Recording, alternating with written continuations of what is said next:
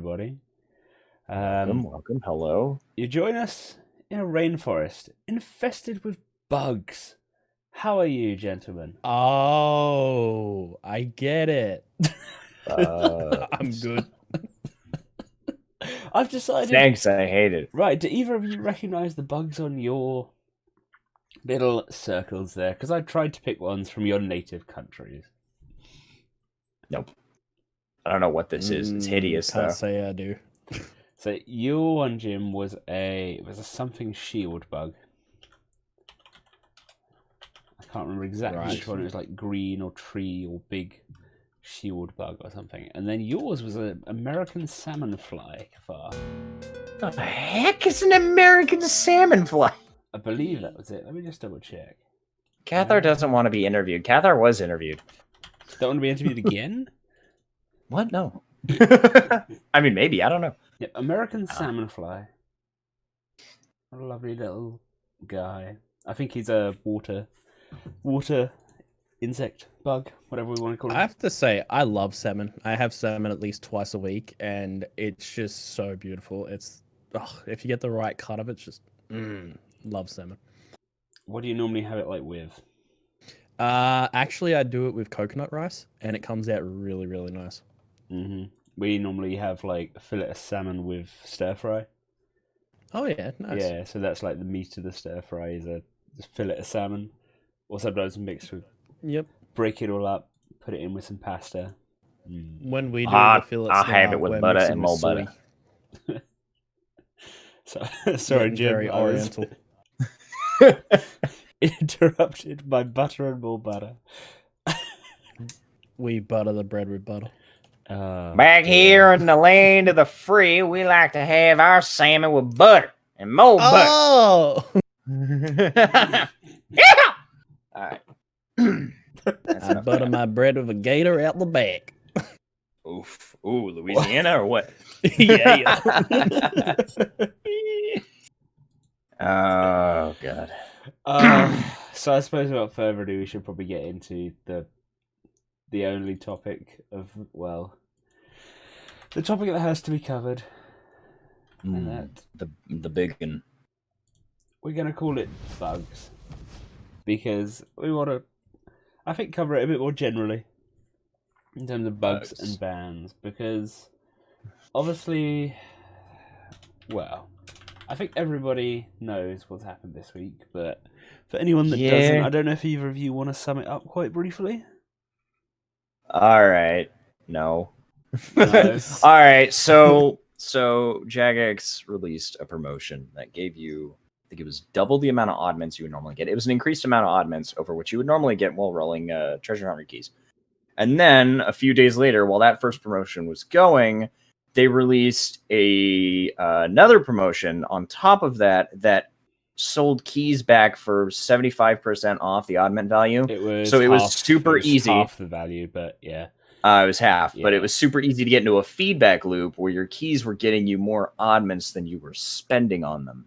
So you could just keep rolling and get more keys, get more odd mints, back and forth, until you got, inevitably you're going to roll purples that you want. You're going to roll the 200 mil, whatever. Can we call this the Limp Biscuit bug? Because we just keep rolling and... Can I swap Jim out for like any other co-host?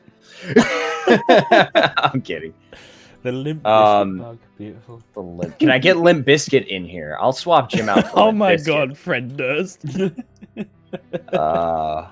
Yeah, but anyway, so that's the people are pretty pissed off because Jagex's response to all this, once they caught up to it, was to ban what they thought were the worst offenders. There was no permanent bans, thank God. The worst I think anybody got was a 3-month ban, depending on how egregious their usage was.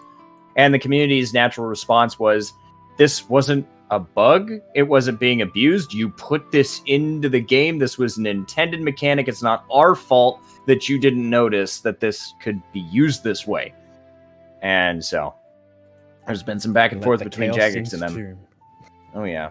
I saw some Twitter posts from like Porky, not Mon Porky, going like, okay, but it's pretty cut and dry in our rules that if you find something that isn't working as intended, report it and don't abuse it. And so people who decided to abuse it are the ones who are getting banned. Nobody who just happened to utilize it in a normal fashion got banned, blah, blah, blah. But on top of that, we're still going to look into it internally and see if there's something better we can do moving forward, yada, yada, yada, yada. And of course, QA doesn't exist. But that about sums it up. And you might be able to glean my opinion on the matter from there. Yeah. Oh, please elaborate. No. Yeah. Honestly, I really don't care. Like, I didn't even notice it was happening because I never spend my oddments on keys. I just wait for cosmetics because it's all I care about. I cash when I roll my treasure hunter keys on my main account, I cash out everything. Unless it's like a Protean pack or like fucking rare item tokens or something. If it's a lamp or if it's a star or anything like that, I just cash it out. Unless it's collectible, I don't keep it because I don't care. I don't need the extra experience like at all. I mean, I'm not even maxed anymore because of archaeology, and I don't have 120s, but I don't want the experience. I don't want all that shit just thrown at me. I'm kind of tired of it. I can't imagine what my levels were like if Jagex went in and just ripped out all the experience and all the bonus experience that I had gotten from Treasure Hunter over the years. I probably wouldn't even be close to max. It adds up. Like, even though I'm not buying keys or anything on Mad Max, just the daily keys, they've started to add up. Even like questing, you get keys from questing, and that adds up really quick. Well, yeah, you can get 800 keys. Yeah. No, not 800. 500 keys from questing. Yeah, just plus two daily per logins. quest. Yeah. And like you said, over the course of a year. Don't you get some for just skilling and stuff as well? You can occasionally get them. Yeah. It's like a rare drop, essentially. Yeah. So there's a lot of keys already in the game. But the thing is, my issue with it is not the whole debacle, what happened and everything. It's the response that really ticked me off. Yeah, to the response straight was up ban people for bug abuse and then say, the exploiting thing. And it's like, the first one we can completely squash, pun intended. And the second one is kind of up for debate, the exploitative. It's like, okay, you knew you were not supposed to get this much XP because you played the game for so long, correct?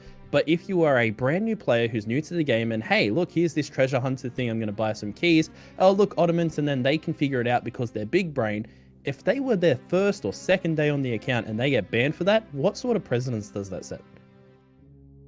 Exactly. And I mean, not even that, just like even players who already do know better. It's like if this essence of finality, it's like if they turned around and said, okay, the essence of finality is actually way stronger than we originally intended. And anybody who went and got 5 or more has been banned for 5 months for abusing what was obviously a bug.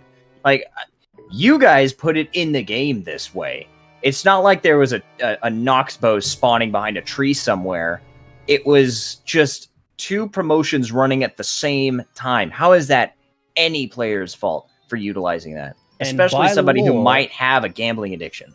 By law, they have to have someone who monitors those microtransactions because they have to be approved by the gambling authorities now because, loot boxes and all that stuff has been listed as gambling. So there's got to be a governing body who looks after that. So there was clearly someone whose job it was to watch that stuff. And they clearly missed it as an oversight that both were running at the same time.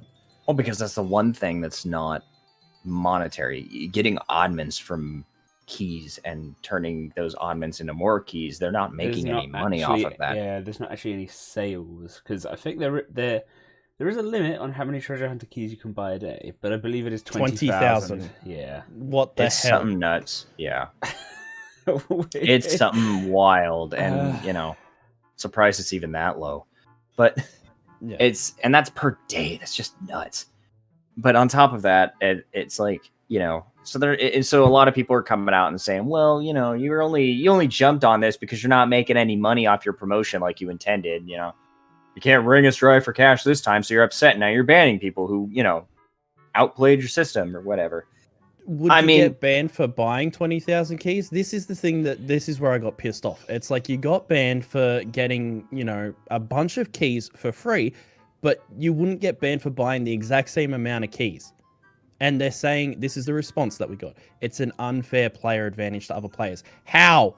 If you can buy that many keys, how is that not? Not to mention all the players were able to abuse that quote unquote bug equally. And another thing is that like I don't remember who it was, but he was posting on pretty much every Reddit post that was talking about this issue, which is like 90% of them, by the way, that don't bother going to the subreddit. There is nothing of value there right now. I mean, there's some pretty good memes, to be honest. There's a couple of decent memes. I saw Fraxu's newest guide on there. It got a lot of traction, and but outside of that, it's just complaining about MTX, of course. But there was somebody who was posting in the comments in like every single one of these, saying that he had spent 130 quid on keys during this promotion. And so rolled his keys, and well, it's because it's what he put, and got banned. And he's like, when I come back from my ban, I don't know what they're gonna do. Am I gonna get my keys back? Are they gonna roll me back? Is nothing gonna change? What happened? But more importantly, why did I get banned? I bought these keys, and sure, I'm sure he used those keys and got into the feedback loop, because how could you not? If you got garbage, you're gonna cash it out for oddments. And if you have a bunch of oddments, you're probably going to cash them in for keys, especially if you're somebody who's into it enough to buy keys in the first place. Free keys is free keys, the right? Mechanics. That's what it's meant to be. Yeah, you would buy the keys because you see, oh, it's a good promo. I'll get oddments back and da da da da. Yeah, I can roll for more, get more of those chaotic, lucky chaotics out of the way or whatever it is. Like that's the only thing I care about personally. I'm trying to collect more stone spirits. Hell yeah. Yeah. Yeah, shit like that. Exactly. And, or 200 mil. Most importantly, 200 mil. Hey, there was one. Okay, so on the topic of exploiting, right? There was a treasure hunter promotion, and I did it on the other account, the one that I don't care about. And basically, it was like, here's all of the rewards. Keep playing, and you'll eventually unlock all of them. That was the gist of it, right? The trophy case or whatever it was. One of them was 200 mil. So I literally just bought 10 keys, got through all of the little gems that was there, and got my 200 mil. It was the easiest 200 mil I've ever made. Because it said, this is guaranteed in 10 keys. So, like, how is that any different than what we did? Like, that's, It only cost you 10 keys. That's pretty much it. It's gnarly. 200 mil for 10 keys. I've gotten just recently, they keep dropping the umbral crates and stuff like that. And I opened one of them and lo and behold, 200 mil. Great. I still don't know it's still just sitting in my coin pouch. I don't know what I'm going to do with it. It's not really enough to give it away. I've just been slowly burning it off on like upkeep stuff because I don't know what to do with it. Yeah, it's just like, oh. It's like I feel dirty. Yeah, it doesn't feel right. Do you feel but at the same time, I couldn't thirsty? Oof. But like I couldn't the funny thing about the umbral crates is you can't cash them in for oddments. Like whatever you roll in the crate, you're getting that item. You can't cash it out.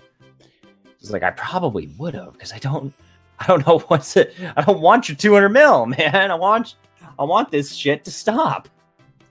So if you were Jagex, what would you come out with and say? I would say, dear all of my beloved players that we value so much, there has been an error by one of our JMods who oversighted and missed the treasure hunter aligning with the Ottoman store. We will then have to re-roll the accounts. We do apologize for this inconvenience. It was our fault and an unintentional coincidence. So therefore, unfortunately, we will have to re-roll everyone's accounts. If you did purchase keys during this time, they will be refunded to you. Once again, best wishes, JMod team. Yeah, it's kind of something as simple as that, isn't it? Like, yeah. Dear all 7 of you who still play this game, screw you. We're banning all your accounts forever. Make new accounts. Buy more money to get level 99.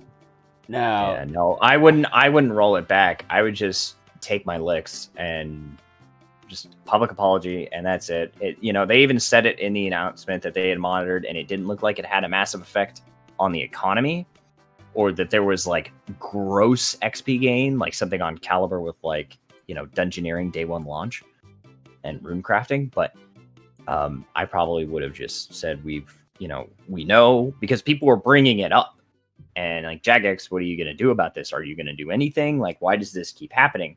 So of course you definitely want to say something forward facing, like, we realize this, we're going to look into it. Promotion has been fixed. There will be no rollbacks. There will be no bans. We apologize. And, that's it. Just let it go. Kind of like the Tebow thing. They kind of just deleted that shit. And I think they had to roll back a couple of accounts, but be them taking the accountability, which is what they didn't do. It's exactly. And that's what it is. They didn't take any accountability, and the only thing I'm thankful for is that, like, the worst anybody got was like a 3-month ban. Because if there was any permabans involved, it'd just be absurd. You know what this 3-day and 7-day bans. As you said just then, there was no massive monetary thing that happened from this. Like, it didn't impact the economy that much, right? That tells you something about Treasure Hunter in general, does it not? When there's so many people, quote unquote, abusing and just getting bazillion keys, and it still didn't impact the economy. Mm-hmm.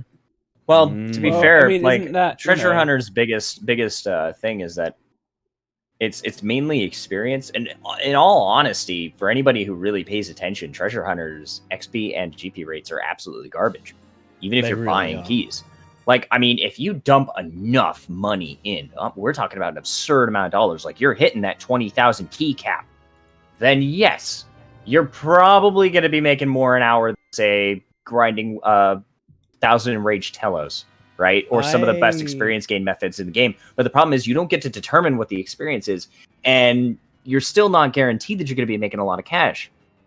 It's really not that great, but a lot of people get roped into it. Though. It depends on the promotion. So basically, I made a video on this ages ago on the Laser Shark account. Again, the one that I don't care about. I like to separate that from Mad Max. I don't care about this account, so I'll do MTX on it. And I was curious about what the XP rates were, what you would get. I bought 450 keys and got like 12 million experience. 450 kills and you got 12 million. Spread across how many skills? I think I did Slayer, some agility, some fishing. Like, it was spread across a couple, but I definitely got 99 Slayer out of them from like 80 something. Which promotion was this? Because I know some of them are just real fucking I think it might have been Bubbling or Phoenix Lance, one or the other. Phoenix Lance. Oh, I think the Phoenix ones, because they have a chance of doubling up, is... Yeah. No, it was the... and if you get huge double, Smoldering. It's like 200k. Smoldering lamps are the ones that are just absurd. And I think we don't see too many of those. The worst we get is that, like, a smoldering lamp will occasionally pop up, but I don't think they do the rotations anymore that are purely bubbling lamps, purely smoldering lamps. Usually there's like a caveat to it that kind of waters down the pool. But so yeah, a few years back it was a lot worse than it is now. Another issue I have with the whole timing, I suppose, of this. It was on a Friday before a bank holiday weekend, and we know bank holiday weeks, there's no update on a Monday, it comes out on a Tuesday, so it's like, it's been done just before the weekend, so no one's going to respond until next week. It's almost like it's trying to be, It's almost like they quote-unquote exploited us with the new construction workbench, releasing it on the 3rd day of DXP, and then not including it in the Skrilling crate. Oh, they did actually excuse why they didn't put it in the Skilling crate, at the very least. And I know exactly why they did it. As soon as it came out, I was like, how much you want to bet this on the Skilling crate? Yeah, because they want people to buy more keys, and again, it all revolves around keys, to get more, attempts to get it. If everyone had it in the Skilling crates, there's people out there with like 4,000 in the bank, and no one would actually be buying them for it. But to do this, it was deliberately held. Yeah, it's deliberately held back from the community. It's like a timed exclusive kind of thing. They said they want to add it to the crates soon, but they just wanted it to be its own special thing, quote unquote, for now. But I'm more irritated with its existence as a whole, whether compared to how it was released. Yeah, construction is no longer prestige or a accomplishment that's respectable. Oh It's God, just it never another was to complicated begin with. Like, let's be real. It is the simplest I- skill. It's time consuming. I respect it for the wrist grind that you go through to get that cat. Yeah, I really don't care about that. It hasn't been respectable since Proteans came out. Like, it's no skill has. I have 120 fire making, and the only reason I have it is because of the goddamn cape. It's not like it means anything. But no, old school got mahogany homes, and we got an MTX promo. The closest thing to an update to construction. Update the way the furniture looks. Nope, not gonna do that. We've got assets for mattresses and stoves and bookshelves and windows and walls all over the goddamn map, and we're gonna swap any of that in for what's currently in our houses? Heck no, that requires effort. Why would we do that? I mean, they are gonna release something to do with Now if they year. had pointed that out sooner, honestly, the best way to do it, and it's probably like, to give them the benefit of the doubt, I will say that they probably didn't do it because they weren't 100% sure if it was going to launch. And you know how they are now about not wanting to tell us anything until they are 100% certain they can actually launch it, right? And, yeah, God Wars 3. But what they could have done, what they should have done, and was probably possible just due to the short time frame between when that stupid thing came out and when they said, hey, we do have a construction update coming, was announce the construction update with the MTX drop. Hey, we're introducing this new thing. Get you all excited for construction because we might have a construction update coming for you soon.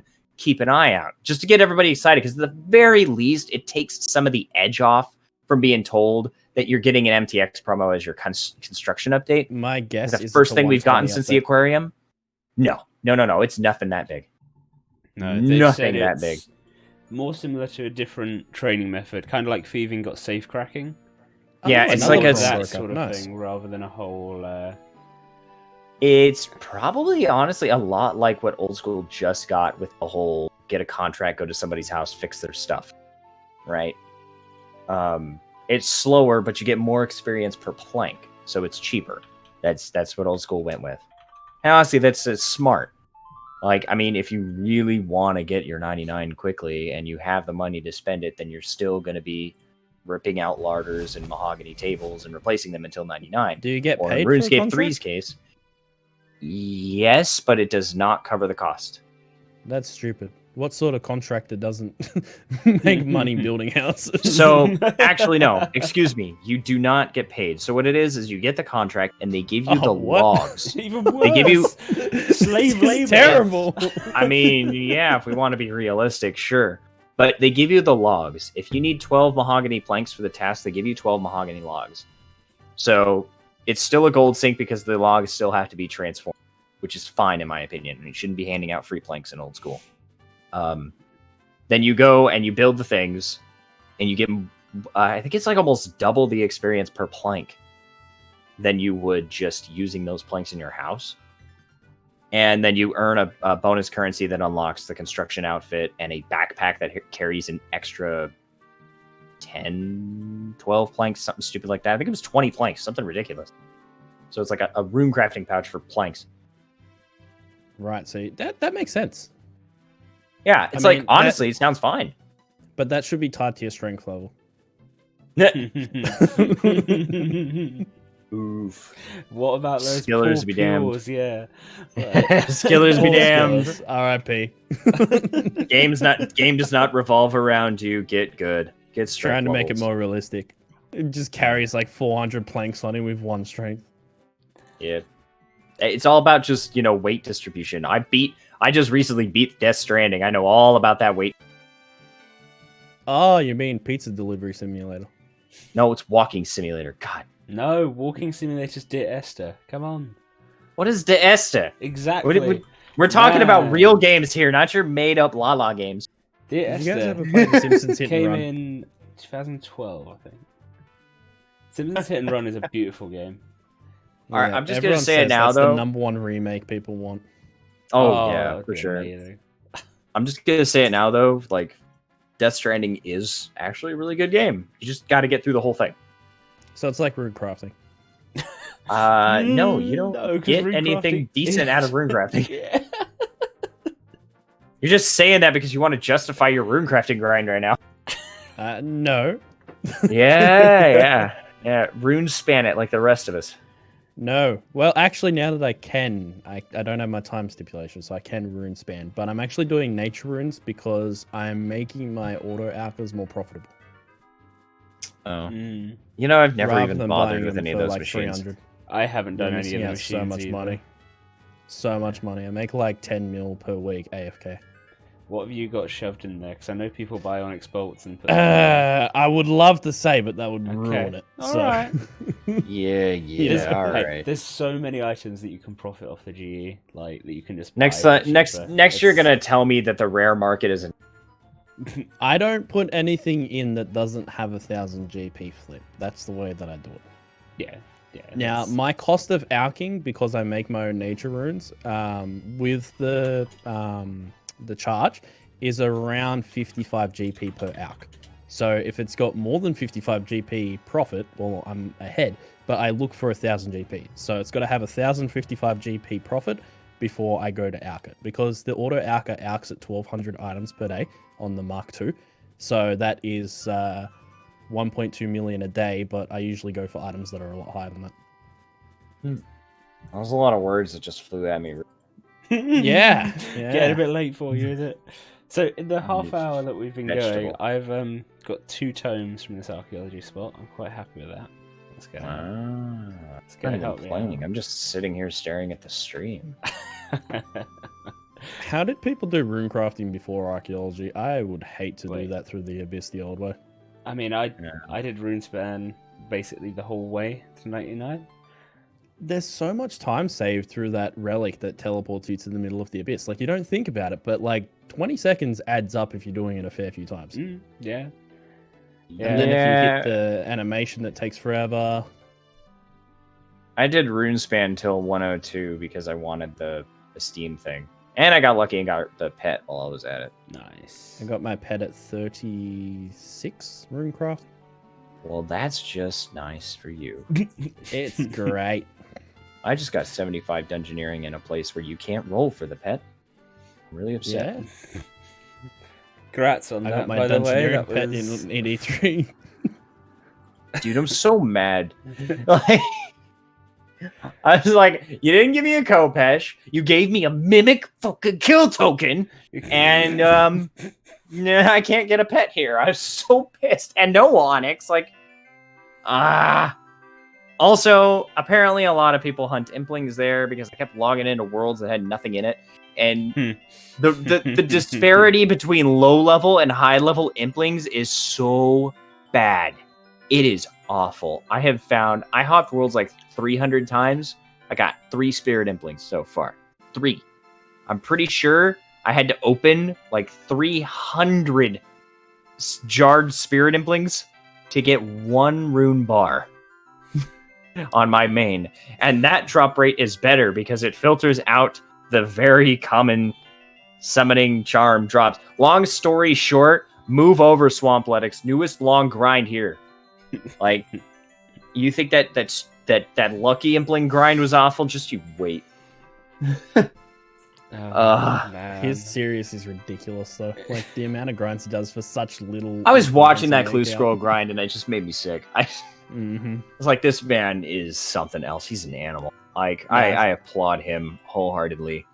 That was such a business move. Prolong the series. More AdSense. I mean, everyone's. I I'm want to know getting what's the. next. I'm ready for the next thing. I'm ready. Like, this was a nice little like filler episode, what have you. But I'm ready for it to be over because it's kind of started to overstay its welcome because it's coming to a head, and it feels like it's been quote unquote coming to a head for so long that I'm pretty sure settled is over it.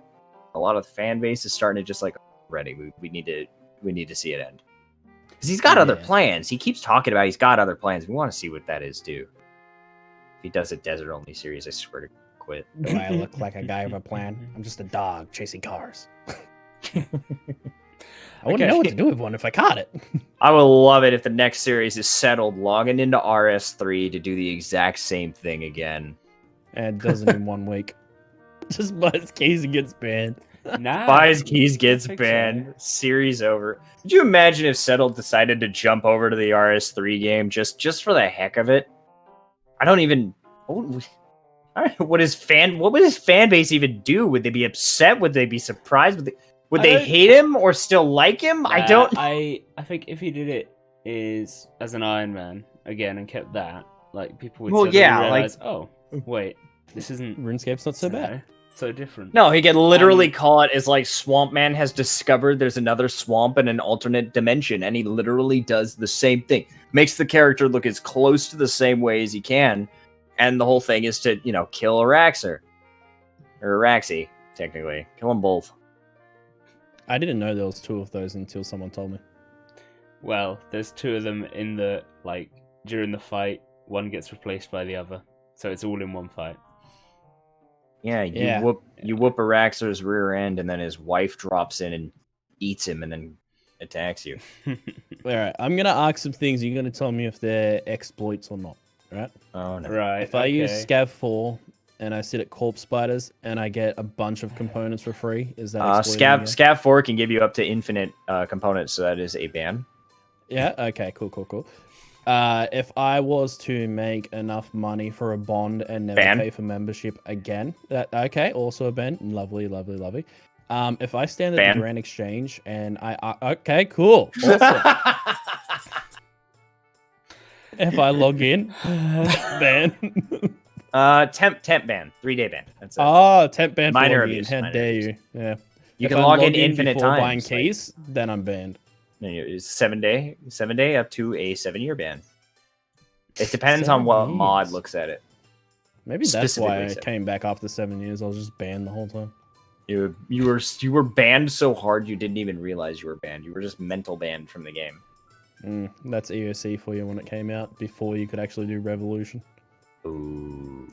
Yeah, I'm probably like the only person who plays RuneScape who actually stuck to EOC since. I know a couple of others, a couple of people I spoke to that kind of those were lies. Breaks. No. Those are phantasms. They're not real. I think there are a few, but yes, EOC is in such better shape than it. I used to have a lot of fun in the beta servers, like at the duel arena, just fighting people, standing there in full. I don't think it was that changed the game that much, though. I think it was the combat's fine because it was more like a WoW system, so people were kind of familiar with it. I think it was the trading system when they got rid of trading, the limit. Yeah, so there was a lot of uproar against ESA, but that in scale of change. The game has never technically recovered from that. It's never recovered from that, and then you just add on top of evolution of combat, EOC, wilderness removal, like a horrible series of things. Yeah. Wasn't that just after they got bought out and they had some guy running the company who was like, I know what makes money. Let's follow this other type of game. And that's what led to all those changes. Because all the combat changes? Yeah, they all took the money. I mean, their main argument was that they were worried about hitting a combat ceiling, where they were kind of like scratching their heads in terms of what to do for bigger, better bosses and stuff like that. And like in the PvP scene, it was pretty nightmarish. You were just wearing full Gano and using Storm and a Declaw Rush. Like that was it. And you could just comboed out, like one hit comboed out. The PvP scene was just different. Like Gano, they had to introduce the absorb mechanic because players were dealing so much more damage that they had to try and introduce an absorb mechanic. So it's like, okay, a player might survive one hit now. Like, it was just nuts because, they couldn't extend the HP cap. You didn't want to do that. And you couldn't just straight up nerf damage. People would lose their minds. So like, okay, let's just try to make something that's a little future-proof. And then they rushed it. So it really wasn't that future-proof. And it took multiple iterations to get it to the somewhat stable state it's in currently, which is running into new problems, mainly the player's fault, Switchscape, and 4TAA and all that garbage, but... Oh, is that an exploit, 4TAA? Oh, totes. Oh, ban. Okay, cool. Yeah. I remember in the original EOC, if you switched a weapon or any piece of equipment, it put you on a cooldown. No, it reset your adrenaline. If you swapped weapons in combat, if you swapped combat styles, I can't remember. I can't remember the details. I can't remember if it's you swapped combat styles or if you swapped a weapon at all. It would reset your adrenaline. And yes, that sounds disgusting, but Switchscape also wasn't a thing because of. Yeah, I was gonna say you wouldn't really need it for other things. Bringing 7 different sets of armor to a boss because they're trying to get maximum efficiency. Although, invention is kind of half the reason for that. Like, what is wrong with Switchscape? It's only a problem because people keep complaining that they have to do it. But they don't. Yeah, the elitists are like, you have to do this. If you don't do this, you are not good enough, and forcing down people feel pressure. They feel pressure that they have to. They decide that they have to do this. Like, I have to have these switches, Jagex. Why don't you make this easier? And Jagex is going, we didn't want you to do this in the first place. Why would we make it easier? And I'm kind of in that same boat. It's like there's a level of no, you shouldn't be this jack of all trades that just has an answer to everything sitting in their pocket. You need to pick a style and roll with it for that fight. You need to bring what you need and rely on your teammates if it's a team fight to bring to cover what you don't have. So like it made sense when you went to a boss that didn't necessarily have a specific weakness, you brought a ranger, you brought a mage, and you brought a melee. Like, because you had somebody covering each side. But combat dummy inside God Wars 2 exploit. Yes. Ban.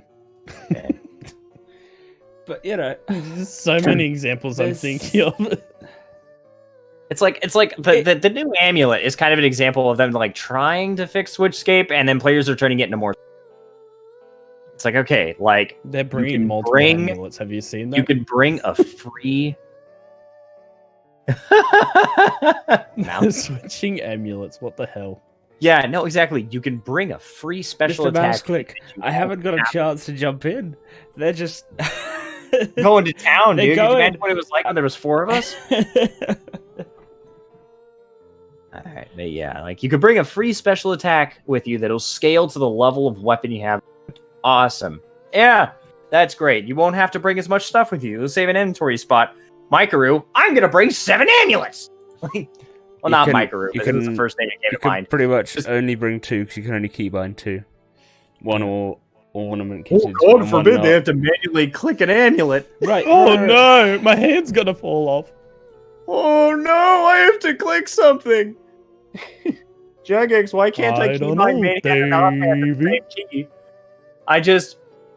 There's limitations that players are running into with the SIFT system, but they're not limitations from a mechanical standpoint. They're limitations from a player's choice and play style standpoint. Players have chose that they need to bring all this shit with them. Like, they need to bring their entire bank with them into a fight. They've decided that this is how they want to play. And at this point, Jagex either needs to change the mechanics of the game so that is just not an option anymore and force people to focus more on mechanics and less on items. But it is mechanics. This is by using more items, you are more mechanics, right? Edward isn't actually my name, but that's okay. Yes, you're dead right, and I know you really want to contribute to the conversation. I'm so sorry. Kathaar. But it's either do that or hold on. Do that or start to appeal to the Switchscape. Make it easier, make it function, make it a core part of the gameplay mechanic. But they need to pick one or the other. Right now, just doing nothing is not helpful. And go ahead. But wouldn't you mad, bro? But what's the problem with having it as an option for players that want to have that increased difficulty? Because it isn't necessary, really. That's fine. But they also that's what it's like now, though, isn't it? Like that's fine. But it's like, yes, we want this increased difficulty, but yes, we also want it mandatory. Like, they don't. I don't think. It's like you carry a bigger and bigger backpack out hiking, carrying all this garbage with you. You don't need it, but you keep vocally bitching to the rest of the hikers about how heavy the backpack is. Like, yes, it's heavy, but you did it to yourself. But I mean, I don't anytime Jagex makes it, like, do they? Every time Jagex makes an update, they get nailed with, oh my god, here comes more Switchscape. Like, you do it to yourselves. Don't different players, right? It's different players complaining about it because they don't wanna, Yeah, you but know, I'm specifically talking about the Switchscape crowd. Like, they want it catered to them, but they also bitch about it whenever more of it gets added. It's like, okay, pick one. I think they do. I think everyone that's doing it already doesn't care if another bit's added. Like, if everyone has already got 10 items, what's another one gonna do? I think the people that have an issue with it are the people that don't want to have to learn it, because it is an extra level of difficulty to the combat. I'm not one. I don't want to have to learn Switchscape. I really don't. The closest thing to Switchscape I want to do is switch weapons on Calfight Queen phases. Like, that's it. You know? Yeah, that's fine. You don't need to know any more to do most of the bosses in the game, unless you want to really push yourself to do the really, really top end stuff. In which case, the extra difficulty, in combat should be needed. And as it stands currently, you do not need any form of Switchscape or 4-tick auto attacking or any of that to beat any boss in the game currently, which is good. But it's like Soul Split and Protection Prayers all over again. At a certain point, Jagex has to make a development decision. Do we design this boss around people bringing switches? Or do we design it without switches in mind? Because if you design it around switches, now they're a requirement. If you design it without switches, it gets steamrolled by people who are switching. And it was the same thing way back. It depends on how they do mechanics, really, though, doesn't it? I mean, in the end, it's still going to have a bit of a DPS check. Like, it'd be really hard. I'm adding end game stuff. I want more mid game stuff that really pumps up that 40 to 60 range. That's mid game. You get through that so quickly, Gib. I don't think that you get. No, I mean, like across the whole game. Like, really make that part interesting, because that's where a lot of people die out. I'm coming from the person who came back from the last year's study a new account, and in most skills, that's the grind that really just pushed me under. I'd say up to 70. So 40 to 70 is where a lot of people are tapping out and saying this is shit. Yeah, I mean, it would always in the long run, but the fact that it's such a grind compared to those early 30 levels that you're going through, and the content just is not interesting at all. They need to fix that to engage people to go past level 70, because that's where I see the big flaw in the game is those levels there, because there's just nothing to do that's interesting or fun. So I mean, okay, right. So you have the Mole, you have KBD, you have Calfight Queen, you have Barrows, you have the Dagonoth Kings, you have a shit ton of bosses. You've got God War's Dungeon 1, really. You got God War's 60 mark. Yeah, you have God War's Dungeon 1. I do think I'm not just talking combat. What about Manifos? Yes. Manifos has a lot of training methods, but a lot of skills.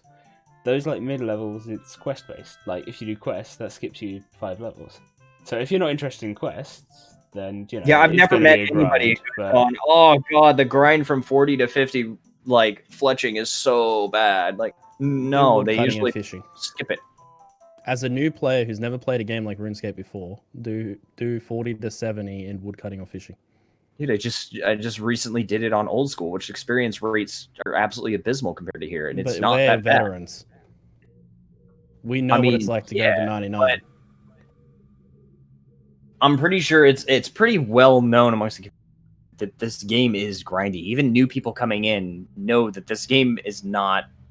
It's not as quick as World of Warcraft. That's not where the time sink is. The time sink in World of Warcraft is rolling for the right gear, rolling for good gear that you want. But in this game, unless you're an Iron Man, you can buy the gear you want. So you could buy the end game stuff. There's no BOA or BOE, not really. Everything's sellable. And so, like, I get it, yes, but they did do that. They did a lot of that, and it was dead content immediately. No one gave a damn. People kept complaining that Jagex wasn't catering to the high end. So when stuff like that, it's just a lose-lose. I would straight say out. They should focus on bringing new about the Nexus. I mean, yeah, they need to fix the player... For the longevity of the game, they need to bring new people. Because they'll just keep pissing off the old people and it'll start to dwindle off.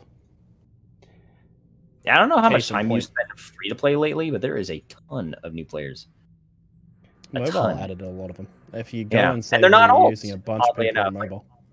Yeah, and they're not alts. They're like actual new players. Whether or not they'll stick or not, it's hard to tell. MMOs are dying. RuneScape on mobile as a free game. That's insane. The content you get for free.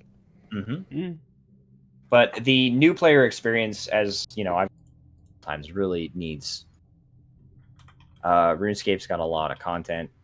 The UI is kind of a mess, and the tutorial really doesn't do a very good job of setting a player up to succeed moving forward. There's so many things hidden in the freaking interface that you don't find.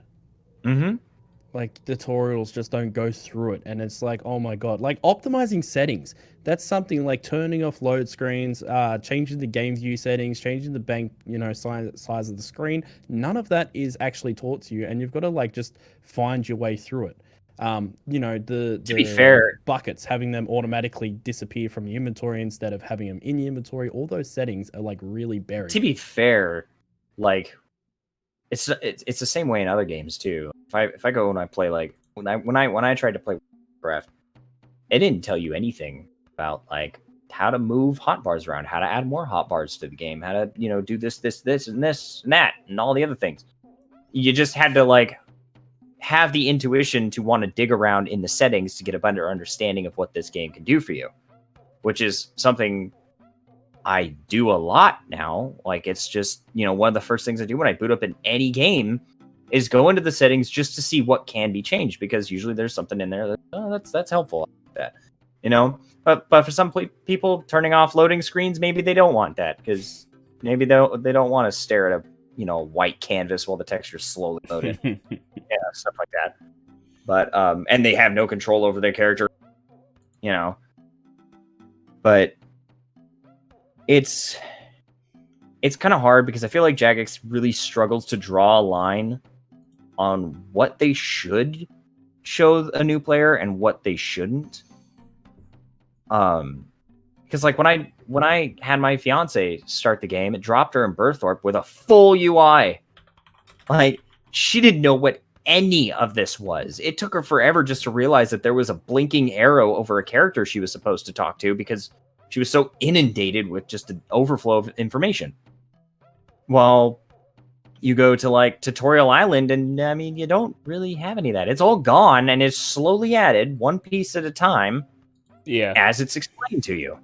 This is your backpack. This is your skill. If you say you've never played before, you get forced onto Tutorial Island, right? Now you do, yes. So at least that is, It used to be on a 50-50 rotation. It used to be on a 50-50. Sandefendi got the Tutorial Island. Jessica didn't. A couple of other characters I have didn't, actually, like all.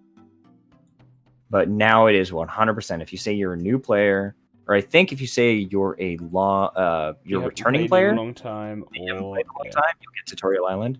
And I feel like they need to drop that questionnaire to begin with, or leave it. But don't have, if they want statistics on what kind of players are coming into the game, that's fine. You should go to Tutorial Island no matter what the heck you say, because you can always just press escape and hit skip tutorial.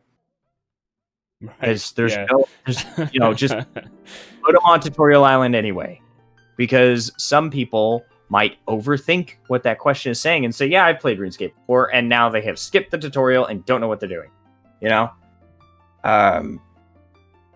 It's just safer. How much can change in 10 years? It's I played this one. I remember RuneScape, you just click the tree.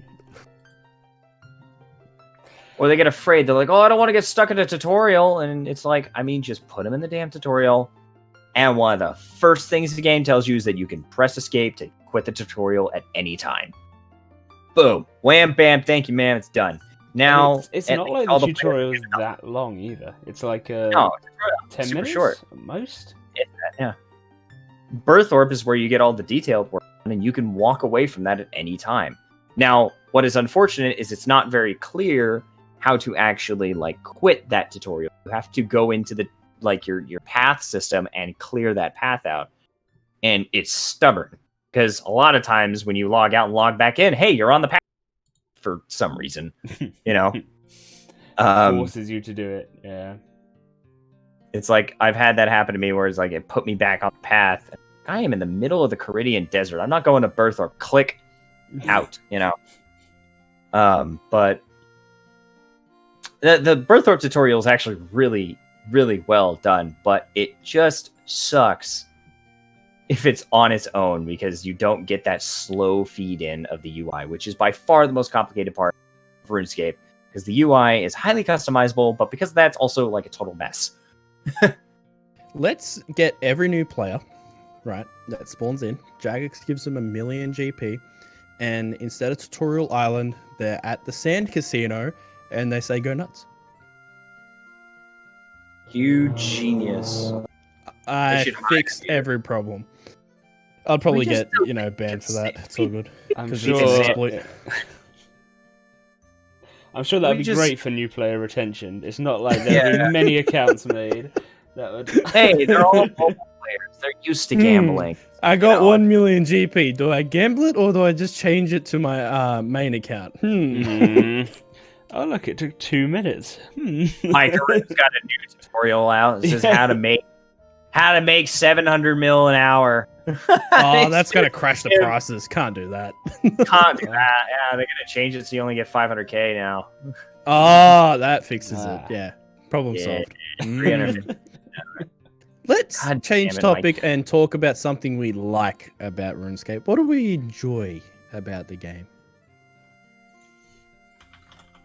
Why is this so hard for me? Okay, no one go first. It's fine. Well, I wasn't sure if you had something in your head as you came up with the topic.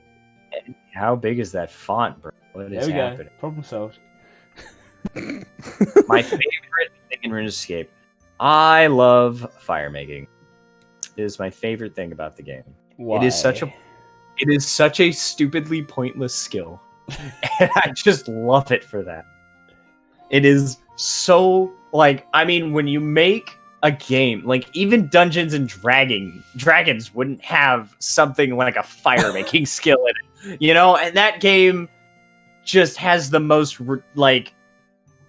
I can't even think of the word, it just has the most stupid little things in it. It's such a cute skill. I mean, look at my icon. It's literally a flame. I was gonna say, yeah. Yeah, it was my first 99.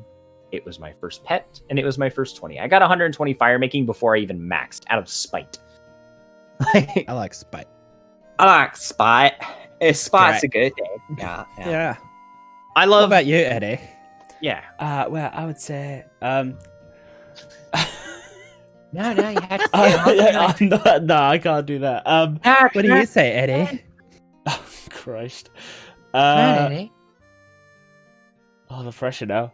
I'd say, the variety in environments, the lore as well for me is huge, but also the actual activity I enjoy in game the most is just bossing. Because of the variety of different fights available in the game. The lore? Chatix intensifies. Breaking the law. Like, I say that, I haven't got Questcape or anything, but in the last few months I've really got into sort of trying to learn a bit more about it all, and the amount of just different stuff that there is to find if you really want to dig. You just reminded me I need to go get my Questcape back. I still need to do the stupid slime quest. It's 5 minutes long, and it's why I haven't bothered, because it's I can do it whenever I want, so I've just been putting it off. Anyway, I'm proud of myself. When that quest came out, I had a guide within an hour of that quest coming out. Oh, I was so proud of myself. Super difficult. That's so much work. I put in a whole freaking thing that went list by list of everything you had to do. I actually put a lot of effort into it. I just worked really fast. Now, my favorite thing about RuneScape is the community. I've made so many friends now this year, and really close friends at that. I've laughed a lot, going bossing with people, just hanging out with people, gathering knowledge from people, life advice from people, and it could be in the live streams, while I'm doing something. It could be in the comment section of a video. It could be in the clan. Doesn't matter. It's just the RuneScape community as a whole, for the most part, that I've seen is very welcoming once you get to know them. If you take out Elitescape, Sweatscape, Switchscape, whatever you want to call it, and you really look at the core players, there's a bunch of people who are here who, much like yourself, you just want to play the game, you're enjoying the game, but doing it together and sharing the knowledge, having fun together, winning together is something that really, really makes me proud about the game. And that's the one thing that I really love about coming back this year, is that aspect. I never thought I was going to get that. All right, hold on. Let me get this straight. So you come in here, come into this podcast, and you drop this rigged question, and then you just you hit us. You had the answer ready. And you just hit us with this wholesome shit. You hit it with the wholesome, Joey. I did it. You hit me with the wholesome. So what is this? Making us look bad in front of the whole audience. I'm over here talking about a stupid skill. Eddie said some garbage about lore and landscapes, and then you just come in here like, the community. She is just, I love her. It's so lovely. I love the community. She's so lovely. God, I hate you. All right, and that is my VO for the day. Love it. You get a free exposure to my talents. You can book me at Kathaar at gmail.com. You can book me on voices.com/Kathaar and voices123.com/Kathaar. And Fiverr. What's your favorite voice? Favorite voice? I don't know. I do a lot of shit. You must have a go-to though.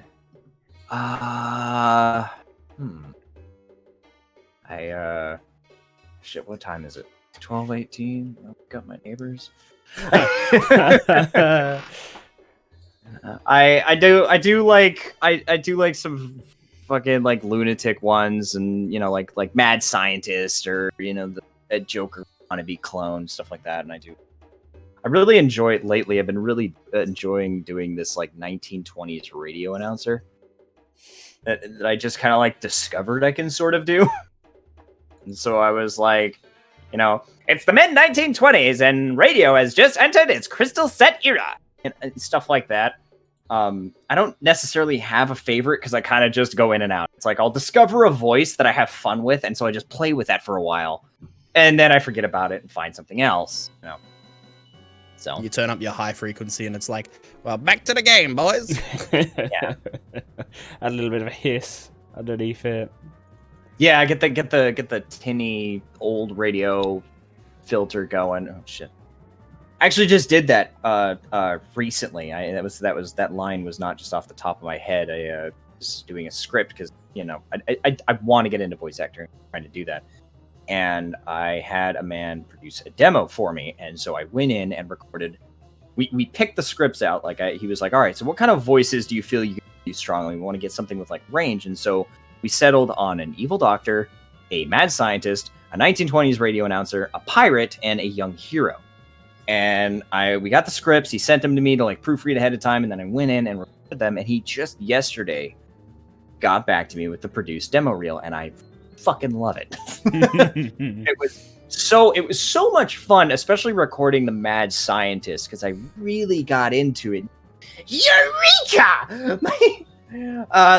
My first attempt at fabricating a living frogodactyl!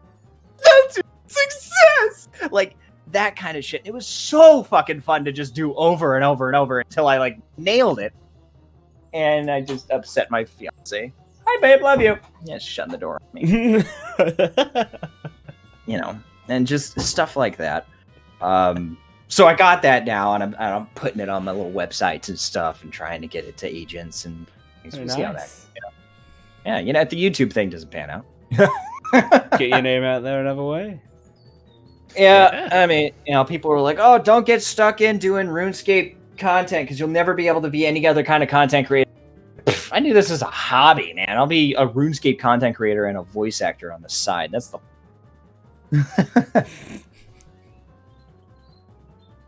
I think the trouble with getting into voice acting is there's a lot of gatekeepers as well, because I know people in the industry and they've been doing it for like 30, 40 years. They do ads, they do cartoons and all that here in Australia. And, their biggest obstacle that they always say to their people trying to come through is there's a lot of old people who don't want to give it up because there's only so much content in that sort of field, because you have your sort of voice acting niche. That you get known for, and it's like you're basically stepping yourself on the foot by giving someone else a go. Yeah, and it's also kind of one of those things where you definitely need to know somebody to get in, because it's like companies won't hire out of union because there's heavy fines for that. And so you can't get work until you get into the union, but you can't get in the union until you got work. That's and so the what ends same up thing happening, with producing. Yeah, so what ends up happening is that a company, if you get lucky, so like if you get, a company comes across your demo reel and they go, I like their voice and I want to bring them in for a read. And you do their sample script read and they're like, okay, we like this guy. We're going to use him. So what they'll do is that they will pay your dues, which are several $1,000s, to get into the union just so they can use you. And that's kind of how you have to get in. And it's just, there's so much just chance involved. There's a lot of gambling. There's a lot of what if. And you really just kind of need to know somebody. Thankfully, I do kind of know somebody on the end, and he's working on it right now, but we'll see. He's, I got the typical no promises, but this is awesome. Mm-hmm. I love this. If you would asked me to guess who was doing these lines, I would have never guessed who it was. And so we're gonna I'm sending them out to who I can. So we'll see. But yeah, it's rough. I've actually been told several times now that I could do radio here in Australia, and it's just like I've had some people reach out to me before back in sales, because one of the people who works for one of the biggest ones here in Australia was like, hey, like, I know you're just trying to sell me a computer, but have you ever thought about jumping on radio? Oh yeah, no, like, no, what? And they're like, no, like, you've got the thing so that you can basically just keep conversations going and going and going, which is basically what we need for a host of like the afternoon show, whatever it is, or the mid show, just doing that sort of thing, keeping the ball rolling. And basically you've got your key points that you talk on, but you're able to expand and keep going and going and going with them. Yeah, because it's one thing to have the voice, but it's another thing to have the personality and be able to it's a thing, the flow of conversation. And something it's like I'm really, I'm not physically strong or anything like that. I'm not gifted that way, but I'm pretty sure this next podcast is going to be hosted on Jim's channel. I'm just chilling out. Like, you guys are going for it. I'm waking up still, to be honest. It's pretty early. It seems it. I'm watching you over there stroking that beard going, yes. Maybe I shouldn't have gone to bed at 2:30 last night. Yes. What were you doing at 2:30? What was I doing? Oh, I did an hour of Telos. Why I did that to myself, I don't know. At 2:30 in the morning you did Telos? Well, I finished at 2:30. I started at 1:30. Why? I don't know. I just had like an urge to go and kill some bosses. So I thought, well, let me go and see if I've got any better at Telos. And this isn't the first time he's done us to it either. Yeah, it's true. Chat, you guys are super quiet. You got anything you want to ask us? Well, while we continue to talk about Eddie's Telos binge. His unhealthy Telos choices. Yes, very unhealthy. Let me just check my... What's my kill count at Telos? I think it's like 160 or something. Ooh, I think mine's 2. You were there. I was there for both of them on voice chat with you. You did it. Trying to instruct me through the fight as I'm going through blind with a delay because he's watching the stream on a 5-second delay. Yeah, we probably should have done it for Discord. But I did it. I think it was only like my 3rd attempt that I managed to get the kill on. So happy. The free item of the month is the Firebrand bow, if you don't have that, over on Solomon's store. Oh, yeah. Cosmetic override. Might interest you, Kathaar, the fire maker. Nah. Oh. I've got my outfit, dude. The only thing I'm going to replace is that Varix Brassard. Replace it with a gold Varix Brassard if I ever manage to get it. Speaking of the treasure hunter, I got from my daily keys today, I got the antique chest, and I got sunglasses as well as the little scepter thing. So I'm gonna keepsake those things and put them on permanently. I like the sunglasses. You're the sunglasses. Of course, you sunglasses. You got sunglasses and the. Oh God. You got sunglasses and the cane. You are now officially an E-data. You just need the sweater top as your default clothes, and the pants, just the basic pants or shorts. Shorts. Basic shorts. You guys know Jim Root from Slipknot? I know him personally. But you know of him. Yeah, yeah. Yeah, he had a style that's actually very similar to the way Max looks a couple years ago. He had like that really long beard and that like short upswept hair, and I'm just like, oh my god, I've modeled my character after Jim Root. I could cosplay as him. He looks like Stardom. You could cosplay Jim Root. There you go. Do it. Yeah. He's going to hold a Slipknot gig in Lumbridge. It's okay. My character was original. What you need to do is you need to get all the other people to dress up as all the other members as well. Ooh. Yeah, there you go. Get a band going. And then just spam the guitar emote and only the guitar emotes for Remember when they were talking about adding music as a skill? Yeah. Yeah, that was like the same time as sailing. Wasn't that part of Gower Quest? I don't know. I'm talking like 2009 here. Gower Quest was 3 skills, and it was bank standing, sailing, and horseback. It was horseback riding. That was it. Yeah. They didn't call it that. mounts. It was mounting or something like Riding. Yeah, I just looked it up. Yeah. Yeah, people are like, oh, we don't need mounts because we can teleport everywhere. It's still cool to have one. Yeah, but we also can't move our character faster than so a mount wouldn't add anything to our speed. From the ground up, they make a brand new RuneScape on a new engine. Same principle with like the 99s and 120s and all that shit, but it's just like on a new engine that can do more and work better. To be honest, they might be. They might be working on that with that hit project, RuneScape Remastered. I like my idea. We said on another podcast where it was like RuneScape, but in a futuristic setting. No, I'd rather get Stellar Dawn in that. I'd rather that not be tied to RuneScape if they were going to do that. Oh, no, man, not RuneScape as a game, but like the whole skill system, all that, but in like future cyberpunk style. That was Stellar Dawn. Know anything about Stellar Dawn, Mechscape? Need that? Nope. Okay, yeah, no, they had already done it. It was it wasn't quite cyberpunk. It was much more like Mass Effect style of like far sci-fi future, and you could pick from multiple races, and one of the races, they're only like their weapons were, it actually kind of like it was like a class system, so what race you had determined a bit about how your character. One of the races couldn't actually wield weapons. What they did was they swapped out like organic augmentations instead, so it's like their arms could be turned into blades. It was pretty cool. It was like there was a lot of cool stuff, and then they went dark for like a year. We weren't getting any more updates, no concept art, no new dev blogs, no nothing, and then they scrapped it. Oh, just like the Transformers game they made. Yep. So how long did it last for? Let's have a look. I've got it on the.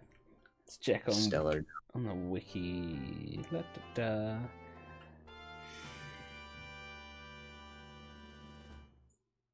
Project was scrapped and it was originally Mechscape, and then that was scrapped and renamed and redesigned. And then Stellar Dawn was announced in 2010, August of 2010, and it was expected to release in 2011. And however, March 2012, they stated that the game development had been paused. And then by 2015, they were done. Wow. Yeah. I mean, we are getting another Transformers game that's going to be like way better soon, but yeah, nothing's going to top. If you guys have ever played it, War for Cybertron and Fall for Cybertron, those games are the definitive Transformers games. Are they the ones made by Platinum? Platinum. Yeah. I played they are years ago. I think I played it, but I don't remember finishing it. Pretty sure you can't it's on my even get Steam War for library Cybertron. somewhere. You have to get a physical disc copy because they pulled it from the store when they went under. Oof. And I have one of them on my Steam account, but I've also got the other Platinum game, the FPS that's meant to be really good. I haven't played that. Ooh, what have I done here? There we go. Let's fix those circles. Ooh. Rares are coming down fast again. Oh, Is that exploiting the game? Yes, definitely. Yeah. There's just so many examples that come on. Nah, except that, but unironic. This is just ban fucking rare merchers. Ban every account with a party hat on and see what happens. Can you imagine? The player base loses 6 players. Ooh. Oh, I knew all those trades were fake. 6 accounts owned by one guy who's just like rotating them amongst himself and like to other players and then crashing the price and buying them back off of them. Sounds legit. Oh, super legit. Honestly, I would not if Jagex like announced tomorrow, hey, where did our icon? There you go. Jagex announced tomorrow that they were reintroducing rares to the game, I wouldn't even bat an eyelash. Nah, if they re-release all of the rares, I would say good. Oh yeah, same here. Because those items shouldn't be worth what they are. Yeah, and it's bad to have in an MMO. Like a discontinued tradable item is just bad news in an MMO economy, no matter how you spin it. Yeah, it's so much money that's being passed around like nothing, and then if it was turned back into raw GP, the economy is fucked. Oh yeah, more so than it has been for the last 6 months. I mean, the Sand Casino, they don't even stake with cash anymore. They stake with rares. That's it. That is the currency for staking there. It's nuts. There's just so much cash. It's a good thing you can't just easily cash it out because the gold has to come from somewhere. Yeah, I mean, what do we reckon they are working on? Because this thing's been unannounced for so long. Like, I would like to assume it's a revamp of RuneScape on the scale of the jump from Classic to 2. That would be nice. I mean, I would say it is RuneScape Battle Royale. Oh. Well, we heard rumor that it was an action RPG. Or was that confirmed to not be the I'm pretty sure that's confirmed to be the thing they're doing with Flying Hog. Yeah. I think now. But, I mean, they're still hiring for it. Last time I checked. Oh, I'm an idiot. Oh. I am such an idiot. I just bought keepsake keys for the wrong account. God damn it. Everybody F in the chat for mobile. Looks like Max is getting some keepsakes. Although, I don't know, it's still marked as unannounced ARPG, so maybe it is another one. They should bring back Chronicle. There was nothing wrong with Chronicle. Was that the card game? Yeah, it was fun. It was different. They just needed to keep doing it. The problem is, I'd imagine it came out at the time when card games were becoming the only big. The only reason I gave up on it is because it didn't instantly become her. Like, it was doing fine. It was gaining traction. It was like it had a growing community that really loved the game, but it wasn't instantly a Hearthstone killer, so it was a failure, and they scrapped it. What the hell? Like, it was such a unique concept. It would play totally differently from any card game. Gamers are changing so quickly, though. Like, we went through, the whole first-person shooter, Call of Duty's the king, to the League of Legends MOBA game, like, being the freaking king of everything. Then we went to Overwatch was the thing, which was, like, Call of Duty meets MOBA. And then it's now Battle Royale, and now we're seeing this change once again into the Fall Guys, whatever the fuck genre that is. It's still it's Battle Royale, I'd say. They just discovered that Battle Royales don't necessarily have to include guns. Hey, the Forza Horizon one that has a battle royale. What the fuck? Yep. That is so weird. I played it and it's so weird. It's a very unique way of doing it, but it looks quite fun. I've never had a chance to play it. Yeah, but at least okay. So if it comes down to pure skill, right? In a battle royale, you've got blue gun versus purple gun, whatever. The blue gun has a chance to win as long as you're hitting decent shots and you're accurate, right? The way that it works in Forza is that you get a Skyline GTR and the other guy could get a McLaren P1. There ain't no way in hell that GTR's catching the P1. So it's completely unfair. But that's what the whole sort of first part of it is, isn't it? you all start at a base car, and then you've got to try and find it. It's like finding a really good gun in any other battle royale, right? Finding a really good car early on. If it's you, the same. You can, like, I get what Jim's you can saying. still win with a grey gun, With the gray, even the shittest gun. Yeah. Well, you aren't winning with a shit car against hypercar. You might be if your skill is higher. If you could take more shortcuts through trees. How? My trigger is pulled to the max. I am foot fucking flat to the floor. There's no way that I'm catching a P1. What if it crashed into a tree because they couldn't drive it? Like, you know, yeah, that's the. You just gotta hope that the bad players find the good loot. Yeah. It's interesting. But when you're talking about car battle royale, I'm really disappointed that Sony hasn't like tried to capitalize on this and bring back Twisted. Literally was Twisted Metal. They brought a new one out. There was one not that long ago. Yeah. No, that game is almost 10 years old, guys. Is it? Wait, is it a remake? Is it? No. Really? Oh, Twisted Metal on like... PS3. Yeah, it feels like yesterday, but that game's almost 10 years old, if not already 10 years old. Twisted Metal. Oh. Wait, really? Way to make me feel old, guy. 2012. 2012. Wow. Like, and this was before the Battle Royale thing. But could you imagine a Battle Royale game that is Twisted Metal? Instead, I forgot. I think it's a PS5 game or whatever. That it's essentially a Twisted Battle Royale. Yep. If you get knocked out of your car, you can run around as your guy and try not to die. But it's like, damn it, that should have been Twisted Metal. It should have been Twisted Metal. Because I would play the hell out of that. But granted, they could give me any. But there's rumors that we're getting a remake of Twisted Metal Black. So maybe. Actually, whatever happened to that rumor? Eddie, do we have anything big coming up on your channel? Well, I started a clue-only Iron Man. So, Kathaar, you're not the only one with a Snowflake Iron Man now.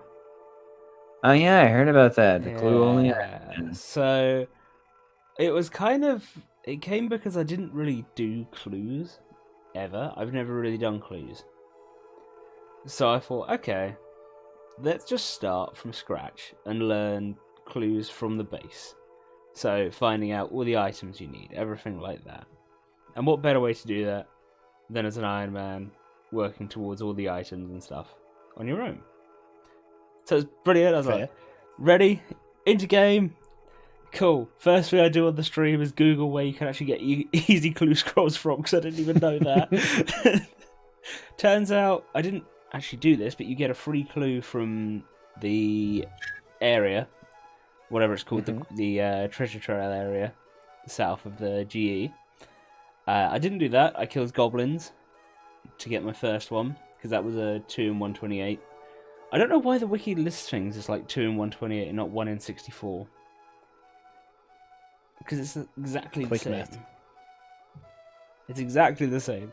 But anyway, so I killed the goblins, got level, I think 11 or 12 ranged before I got my first clue. Open it up, first step. Emerald ring, tiara, and wood camo top. Never heard of a wood camo top. So, of course, straight onto the wiki. Level 3 hunter. Easy peasy. Emerald ring. Not quite so easy. Level 27 crafting. A gold bar. And, and the tiara is level 20 and a silver bar. So, it was... I think it took me 6 hours and 9 minutes to complete the first clue. Ow. Because I had to do... Like, the crafting grind I did just through gem rocks. To get the gold bar, I did Waterfall Quest, because it rewards you with 2 gold bars. And the diamonds, which might come in handy later. Possibly, but I might have binned them. I can't actually remember. Oh my god. I think I kept them because there is... So, the restriction on the account is everything I do has to be towards the current clue step. I see. Okay, so you can't hold... Yeah, gotcha. So, but if it's related to an item that I'm going to need in future, that's where I'm not sure, because I did for the second clue I needed another gold bar, so I used the other one I got from Waterfall Quest. So I feel like quest rewards I can keep but maybe other stuff I should just bin. I like it still is kind of in the working out the true way of doing it, but I'm kind of You did not plan this at all. No, but I'm trying to keep it like as focused as possible. It was like an idea I had, and I was like, right, well, I don't really need to work out rewards or anything like that yet, so I can just go straight in, start, and see how we go. And yeah, it was fun. The first clue was fun. The second one was easy. And the third one was easy as well, actually. I got lucky and didn't get any emote clues. Oh, so, but the rough thing I've laid out is once I get 3/4 of one type of clues collection log, I'm allowed to move on to the next one. If that makes sense. And at different points so after 50 clues, I can train my mage so I can use Surge. So I don't have to walk all the time, so it speeds up clues for locations and stuff like that. And I'll set lots of little milestones like that along the way. Yeah, I was going to say, what's the end game? Well, I mean, eventually it would be complete the logs, but that's impossible. But it's I was going to say, how far are you going into this? It's more the progression, up the tiers until eventually getting to master. So, and hopefully by the time I get to the master unlock, I'll actually have some masters to do from hards and elites. So. What's the quest that you have to do, the requirements for those master quests? Yeah, Sorry, you get what I mean. Yeah, so that's obviously going to be quite a fun thing when I come to it. But at that point, I just have to grind out until I get those quests done. Remember, and this is entirely up to you, did you get free elite clues every week from a player-owned aquarium if you have a mermaids person there? No, that would... mermaids first, no, but it's something in there. That would require training construction up much higher than you need for the hidey holes. Because at some point, that hidey holes are going to be a reward. At a certain number of clues complete, you can make X number of hidey holes, that sort of thing. I see. So I'll eventually have an account that's got all the clue-related bits unlocked in it. The bare minimum requirements to do any clue ever. And just effectively, yeah. Although stuff like my mining, obviously, when I was mining the crafting, the gem rocks, it kind of leveled it up a little bit higher. But I would have needed it anyway when it came to the silver and the gold. So that was almost unavoidable.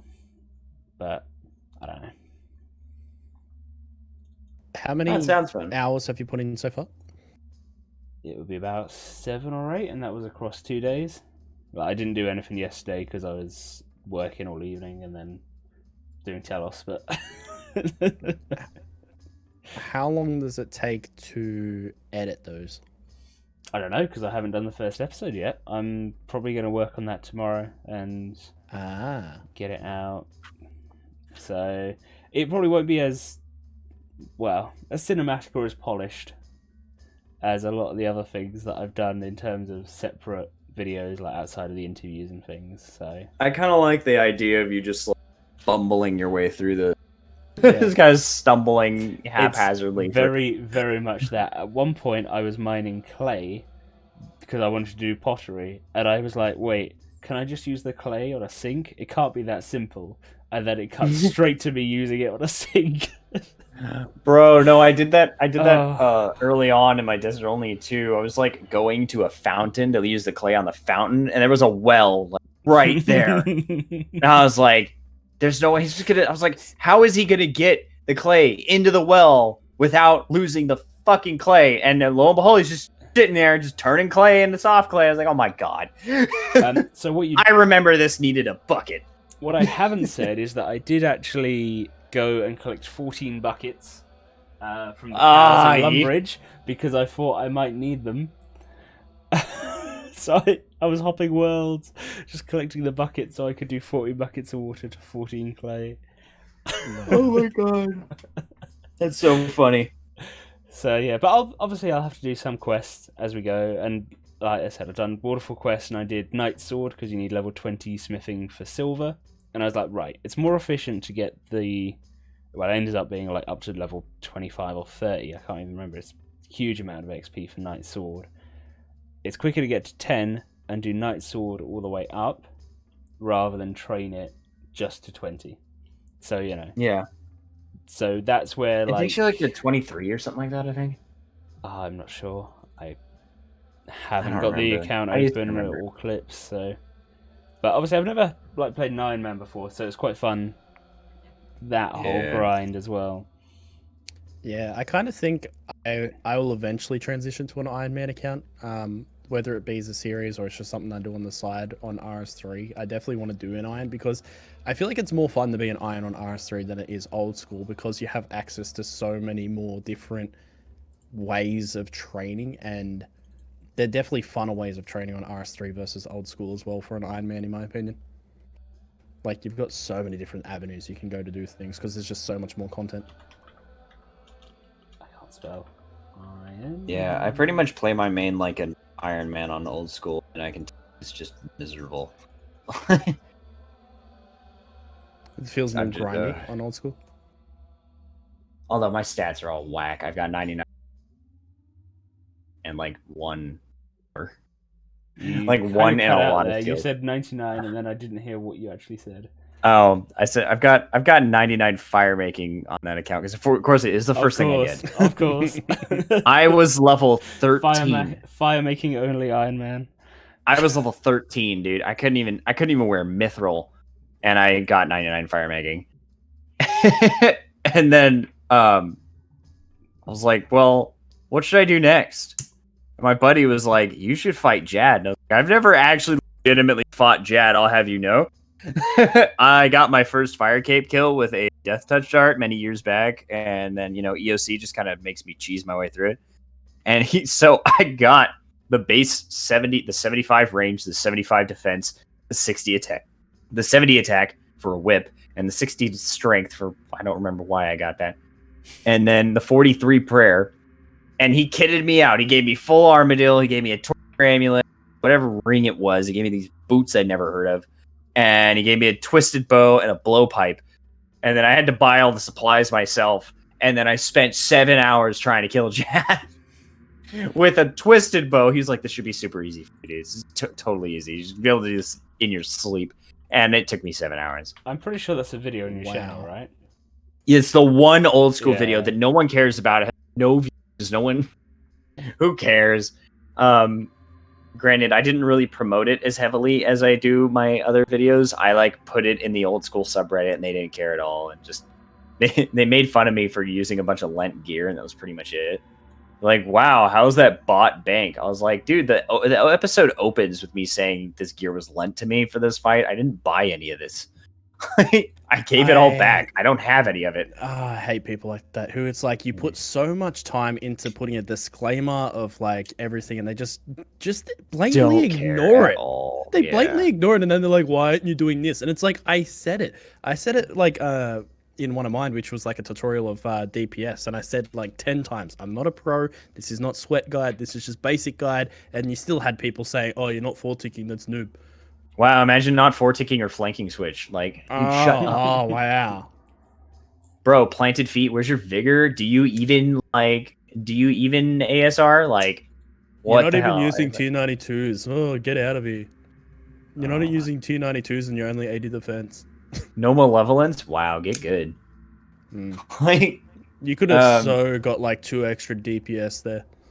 I know, it drives me nuts. I seen a new one, which is people who are in boss instances, and to spawn the boss faster, they leave and then they come back rather than waiting for the spawn. Yep. That's partially down to the fact you can use the adrenaline crystals, though. Yeah, you can thank they PVM just Hub exit for the that. instance and come back. They don't go to the PVM. Oh. Yeah, they Weird. just exit, come back because it instantly spawns them back. Most people just go to PVM Hub to get back up to 100 adrenaline again. That's an XP waste. I mean, who's gaining Less kills experience? per hour. Less kills per hour. I suppose. No. Usually people who are doing that are just trying to times, so that makes sense. But since you can get 0-second Grador kills, and it doesn't matter. I mean, you've been able to get that sort of thing before. Recent update. That's how power creep works, isn't it? Over time, all You're the not meant bosses to be get using weaker. that at those bosses. Yeah, exactly. I would love for bosses to have a level cap at the door. You cannot enter with plus this level weapon or armor, and that would make it. Oh, I think Final Fantasy difficult again for each 14 boss. does that. Final Fantasy 14 does that. When you go to a fight, when you go to like a boss, it scales you down to the level of the boss. Like down. If you're a level 80 character, you'll get dropped down to level 20. Now, granted, you still have your level 80 gear, and its stats are dropped down to that of level 20 gear. But if it has any like passive effects or perks or stuff like that, it still has that. So you are still technically stronger than somebody who's just level 20, but not by a whole lot. And of course, you have all your the abilities and stuff. You say it fixes power creep, but it also will piss off everyone. Exactly, because part of the whole progression of a game is being able to go back to somewhere and just stomp it. And people are gonna be like, what's the point of leveling up? It's like, I mean, aside from unlocking newer bosses, there's not much. But then you also get people who are like, I'm not going to Grattle. He only drops 1 million GP items. Which is fine, and it's right? like well, with your level, then you're not meant to be there, clearly. So why are you whinging about it? I mean, it would be nice if they had added it. Yeah, like, there should be a hard, there should be a hard mode or something, a challenge mode that does limit your levels like that. That puts a cap on you, and maybe it has better drop rates as like a trade-off. There's a reward for going through the extra effort. Yeah, people saying bosses aren't hard enough. That's one way to make them harder. Yeah, it's not a bad idea. You better get up on Reddit, bro. I mean, your post will be buried behind memes about bugs. Someone will be like, yeah, that's a bug. You're going to get banned. And then that's it. And that guy will get, like, gilded and showered in awards. And your post will still just get... He'll have more upvotes than your post. I think Eddie is the one of us who lingers on Reddit the most, I think.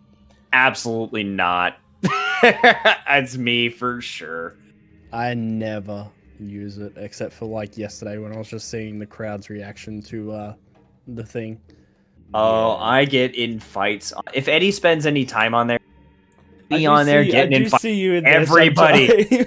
Just getting in fights with everyone, man. I got a big fight about, discontinued items with somebody like a few days ago. It was great. Discontinued items? Rares. Oh, okay, yeah. I get it now. I'm sorry. This was it's a big conversation piece right now. It has been for the past couple weeks because the prices have been going insane. Even the fish mask, which has never gone above 5 mil since its existence, is now 25 to 35 mil. Last I checked, it's like the fish mask. Player base. How many people would generally get the chance at buying a rare anyway? That doesn't matter. Not very many, but that doesn't matter. It's the aspiration to buy rare, it makes them to work towards it. Blah blah blah blah blah. Yeah, completely. Just never understood that. Get a die. That's their purpose is their purpose is for flexing. Just get a die. I feel like dies are a don't nice see thing, anything in it because they do come into the game nice and slowly, and they do let you kind of show off as well. Yeah. Discontinued rares like that are just a byproduct of the original devs not understanding the repercussions of introducing something like that into the game. I mean, they weren't expecting the game to last 20 years, Yeah, and it became a thing that the company has since been afraid to do anything with. Just afraid to touch it because it's just just pretend it doesn't exist and maybe it'll go away, and it go away. Prices were stable, and now it's not going. Now it's a problem. What does that do for the game? Like, honestly, what is the worst thing that happens if they get rid of rares? Nothing. Absolutely nothing. A very small amount of people get upset that they don't have this absurdly out of reach thing to go for. It's like instead of spending 35 bill or 50 bill or whatever it is on blue fat, they could spend 3 bill on dyes for their gear. It's like, the most prestigious item is now a fraction of the value of what the most prestigious item used to be. And I get that to an extent, but it is such a small amount of people that applies to that it doesn't matter. But at the same time, go ahead. maybe what they should do is they should add them to clues, because clues just aren't good enough GP right now. You know. Oh yeah, you know, so fortunates low. being 1.1 mil Well, I'll each. tell you It's what, not no. enough. They should add them. They should add a Christmas cracker to Nex's drop table, because you know nothing of Nex's drop table is useful anymore. Just replace the entire Pernix set with Christmas crackers. Who needs Pernix? I mean, it's not such a bad idea because the prices would still be ludicrous for a little while, and then they'll probably, you know, flatten out as like 100 mil drops if they made them. Oh, no. They would crash immediately because what people don't understand is there are so many more rares in the game than they let on. It's why Jagex has never gone out and stated the number, because if they go out and state the actual number, the market will collapse. Because they're held to be much rarer than they really are because people hoard them and they filter them out. It's exactly like the diamond market in real life. Like there are a ton of diamonds. They're common. They are not a rare or valuable thing, but they're all owned by one family. Yes. And they keep them locked up. Did you know you can grow diamonds? Yeah. Yeah, and you can't tell the 72 difference farming. between that and a real one. Yeah, You and we're going to cannot- see how that affects the diamond market here real soon. It's a very relevant thing. Yeah, because all you need is the chamber and fill it with carbon, and you're literally making a diamond the way that Earth makes diamonds, but you're just doing it in a confined space and, you know, lab-grown diamond. enhancing the product by years. Yeah. And if you took one real one, well, they're real. That's the thing. You can't say they're fake. They are real diamonds. They just come out of a lab. Yeah, you can't, if you take a naturally grown diamond versus a artificially grown diamond, you can't tell the difference because they're the same damn thing. Nope. And I don't understand why diamonds in real life hold value as well, because it's like, it's a fucking rock. Who cares? It's not even a colorful rock. Like, you know, No. rubies and emeralds, sapphires, topaz, and all that. It looks so much better. It's pure. That it's is clear. the power of That's marketing. You know. Yeah, no, exactly. And that's what rares are. They're rares. They look terrible. They haven't looked good in a long time. They're not worth anything. They don't do anything. But people hoard them, and there's the mentality that there are only so many. There will never be more than there currently are. And so, In fact, they're not rare at all. the price gets slowly pushed up. How do we bring it back down? Tell us. What's the easiest way to bring Yeah, it tell back down? tell us. Add them Tell to us. a drop table, like you know. Add them to Telus' drop table. That's how you do it. Nah, I think Telus is the answer. Because you either do that or you do. Well, you can't Add them really to do the that. mimic. Oh Christ! People would actually do the Goblins at mimic then at Lumbridge. that point. I know, right? I've got like 30 of those kill tokens on my main. I just keep getting them. You can get like scrimshaws from them, which does make it kind of worth it. The Scrimshaws of Aggression. Yeah, they you can still get a sell tongue for like a cape. mil. Tongue cape's worth like 100 mil or something. Mm. Add them to the Abomination. You want a mid-tier boss gym? There you go, Abomination.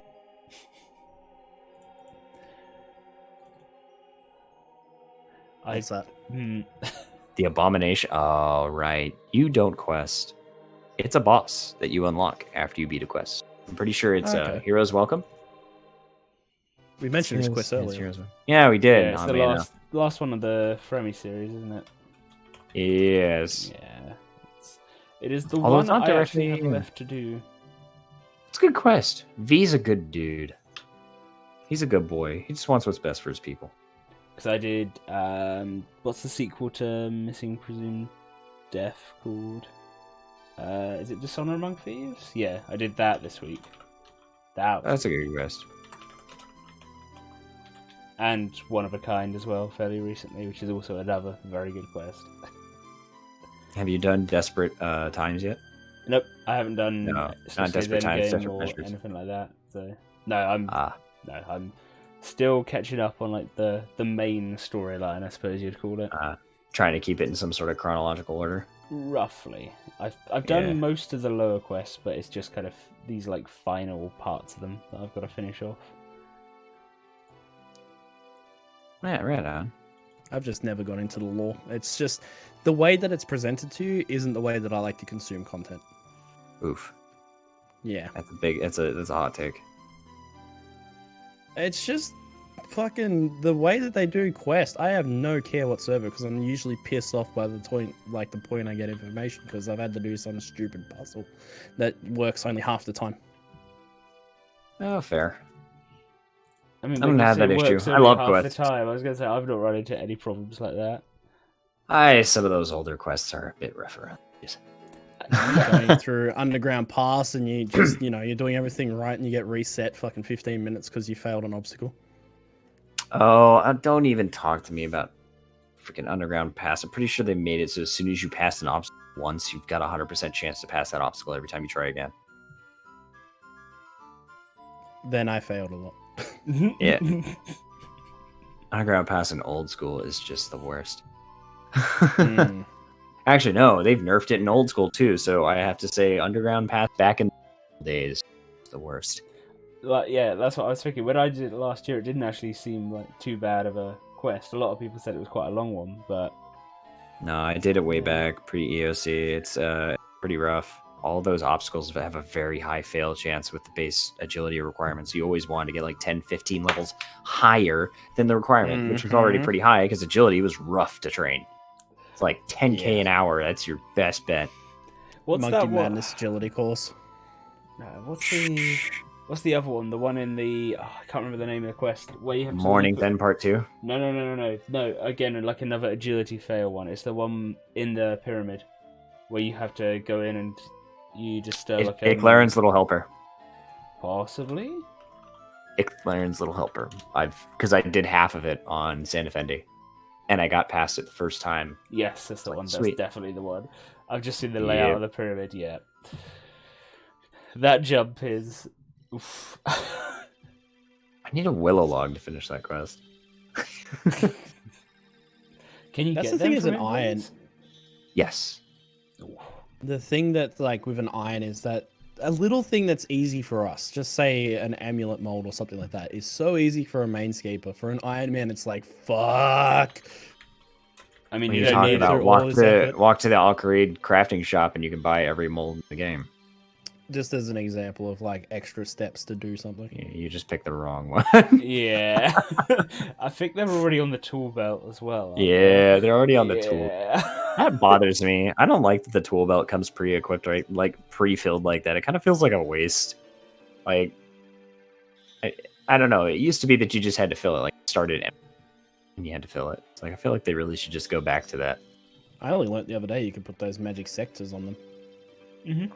It took me a couple of years. I had those for years before I realized you could put them on the tool belt. Yeah, and I only just realized you could note your herbs during your farm run. Oh my god, you poor babe. Okay, so here's the thing, and I say this in my streams when I do them, because I always learn something. I always learn something in a live stream. And I say, I would not Google this. There's no reason for me to Google, can you note your herbs? Like, it's the things that you only learn when someone sees you doing it. I mean, yes, but also absolutely no. What you need to learn to do is start right-clicking random shit more often. But I wouldn't have known Yeah, to even, like, the do the leprechaun. Yeah. It's like Pokemon. I mean, there's so many fucking hidden things in random houses that you would not know are there unless you just went exploring. Yeah. Well, I mean, the thing is that, like, yeah, but I don't know. See, when I was younger, it was like farming came around. There's a leprechaun here. I wonder what he is. You talk to him. And you go through all the dialogue options, and he will tell you straight up, I will note your produce for you. It's one of the first things he says. Yeah, like, okay, cool. I couldn't see a connection between herbs and leprechaun. But they're not right next to the patches, aren't they? Then But you go to it's like, why would I talk to a leprechaun if I'm just putting herbs in the ground? Why is this leprechaun near the farm patch? Like, maybe I should talk to him. It's a fucking game about wizards and shit. What? Of course he's gonna be there. It's your fault for not wanting to explore the world. Yeah, no, my issue is when that's some ID 10 tier. Knowing something. I'm gonna keep doing that. You didn't know that. Yeah, you can't believe him. Like, click the fucking toxic community because it's like I didn't know. I didn't go out of my way to do it because to me, my mindset was not to do that because it just didn't make sense to me. I think there's a little bit of a difference though between like, wow, I can't believe you didn't know how to. Very obviously, it's like, why wouldn't you do this? Like, why? Explore a little bit and you'll run into stuff, you know? Like don't spacebar quests. Yeah, I know. Well, good for you. This game is the place for you. Be spoon-fed It's banned. really fucking not. Yeah, The amount of shit. What are you talking about? They fill your tool belt for you soon. You're being spoon-fed. Okay, the other thing, space barring when you've got an interface open. Again, had no idea until people told me that. Like if you're making potions and shit, and you want to do it, you know, to save 2 seconds of time, you can click the space bar instead of moving your mouse.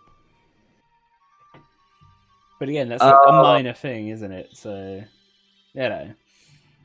Yeah, no, they never actually like pointed out that you can press the space bar to like continue dialogue or anything.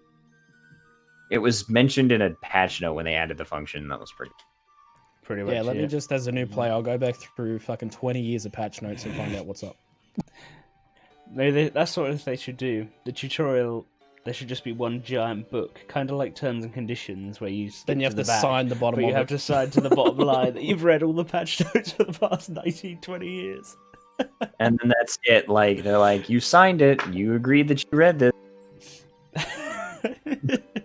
If you didn't actually read it, you're a liar, and it's on. It's on. If you've seen that movie, Cat in the Hat, where they're signing the contract, sign here, here, here, and here, not here. There's always the one, not here. That's such a great movie. Let's take a look under the hood. Goes under the couch and like freaking does it up. You dirty hoe. Just kidding. Super baby. hydraulic incombustible transporter. Oh shit! Too quick for the slow. Took me years to figure out that joke. That was a bit of above my head for that one. Yeah. That movie was so. I think Eddie, you awake now? Ish. I'm still kind of a bit. Yeah. You're bopping. He's sapping my energy. And for every like 1% of awake he gains. Yeah, we're gonna just cross paths at some point. Yeah, that's when you really notice need my to go voice to has completely lost all. I've done 10,000 nature runes while we've been on podcast. So Very nice. Very nice. Very nice. Very nice. Back in my day, we didn't have the abyss. Oh we yeah, walked nature runes like men. I paid. You went to Silo. You went to Shiloh Village. You climbed that gate. You walked past the zombies. You climbed that other gate. You ran to the bank. You grabbed your essence. You did it again, and you liked it. The next generation's going to be like that as well, but with Fortnite. Back in my day, we went to Tilted Towers. It was the hot spot. Nowadays, you kids don't know what you got. Back in my day, you had to farm the resources for your tower, and now you just get it handed to you. Yeah, it's in a microtransaction. Back in my day, we spawned with pickaxes. Come from? I don't know. I'm just feeding off of each other. Oh yeah. Can you do Russian voice? Can I do Russian voice? This guy over here. Oh. Like, oh. Oh. Was that yours, Jim? It was it. Oh. I watch a lot of my Life with Boris. Life of Boris. I love him so much. I watch Russian Hacker. Russian Hacker. Haven't heard of him. Oh, he's so good. He just does like he buys a lot of like bootleg eBay shit and tries it. And some of it works, some of it doesn't work. Oh no. If only our content was that easy, right? Buy shit, record it, upload. If only.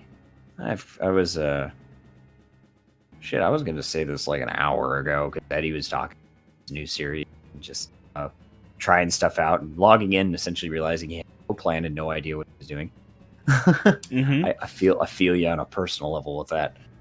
Because I took a week vacation because it was the only way I was going to get 75 dungeoneering done anytime soon.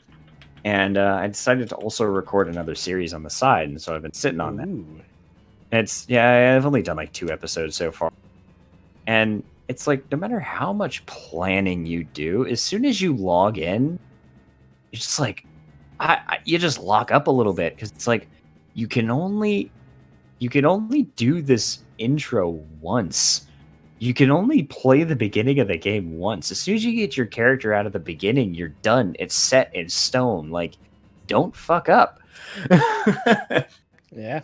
And I also wasn't 100% sure what I was doing because, like, I had what the account was going to do, but I wasn't sure how I was going to portray it. I know I wanted to do it different than I do my Desert Only Iron Man, which is very much just me playing this account, getting frustrated at whatever the hell grind I have to do. But this one, I wanted to play a character. I wanted it to be a little bit more roleplay than it is with my Desert Only account.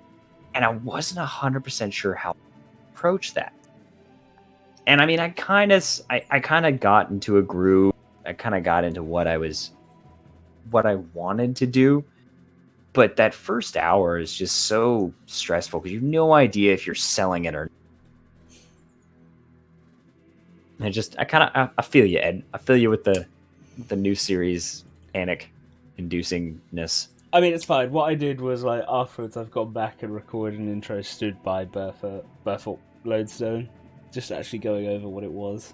But in so you can't actually I did tell. that separately. I grabbed my mic and climbed into the closet, script in front of me, and just sounds so like the intro to the first episode is going to sound so much better than the gameplay. Well, yeah, mine's going to be a bunch of sort of clips taken from stream, sort of shoved together and that sort of thing. Obviously, with like an end goal in the episode, because I haven't done a progression series like this sort of before. So obviously, the thing is creating a narrative through the piece and making like there be an end goal. So this, like the first episode, will be the first clue, the road to the first clue completion, and then like the next 10 or something like that, or road to the first unlock will be the second episode, something like that. I'm not exactly sure how it will show as a progression series, but I'll be doing it all on stream, so that's kind of people can watch the grind if they want. That's good. And I mean, moving forward, my account can be streamed. Not yet, but like it'll make more sense when I ever actually decide to release. But it will reach a point where like progress and stuff, downtime will be streamed because I've designed the account in such a way that it allows for that. Much unlike Sand Defendi, where I candidly record. I don't stream the account at all. The only time I'm playing it is when I'm recording. And so I gave up on that because the thing was, you would know this term, Eddie. Kayfabe. I was trying to keep up kayfabe and keep Max secret, all of his progress and everything. And it got to a point where I just said, fuck it. It's more fun to stream and share the journey with people live. People are still going to watch the series regardless. But having that extra live element just brought a new flavor to the series, and I really enjoyed it. So the whole kayfabe thing, I threw it out the window just because it was like I felt limited by doing that. But it might be different for yourself. It's also because I'm not 100% sure how to stream and at the same time. The software I use, like I don't know. I don't feel like screw that up. You need to switch your software, my man, to one that like everyone uses, so everyone can actually help you. So stream elements. So no, I'm just not going to stream the account. How about that? Better. It's safer. That doesn't. I don't have to leave my bubble. I'm coming up on the end of another season as well of Mad Max. I've still only watched. I was going to limit it to 10 episodes each, but I thought about it, and I'm going to end seasons where I feel an arc has been completed. So with this one coming up, I'm currently editing the breakdown episode, which was me hitting the wall and just basically giving up on life, mentally, physically, emotionally. And I think that was a really good point to end chapter 2. In character or in real life? Real life. Oh. It was a very dark couple of weeks for me in the last couple of weeks. So I wanted to end the chapter there, which, as Eddie would know from film studies, the second act or the middle act is where it hits rock bottom most of the time. And then, in the hero's journey, season 3 is the redemption arc, learning about where you've come from, taking on board everything that you've got in that first arc, reapplying it so that it benefits you in the third arc. And that's really where that series is now up to. So I'll be closing it very soon with season 2 ending. Nice. I haven't really thought about like doing seasons or anything like that. I feel like it was just something that just like, I don't know, started, just kind of just did as like an offhand idea. Hey, you know what? I'm gonna change new season, and everyone's like, you know what? Seasons. That's a good idea. I haven't given it much thought, so I'll probably just skip out on it. I mean, I didn't choose to do the season thing. It just happened. It just, yeah, like I feel like it just kind of falls into your lap. It either works or not. It's not something you can force. You just have to, you know, if it happens. Yeah. I feel like that chapter's closed. Actually, this new series can definitely. It's just because the way it's designed, it's very, very much broken up into arcs. The man, he keeps talking about it, teasing it, but he's not telling us what it is. Yeah. Gotta hit 1,000 subs for Iron Man. Oh, dude, just Port Sarim, just Sea Shanty 2 the entire time.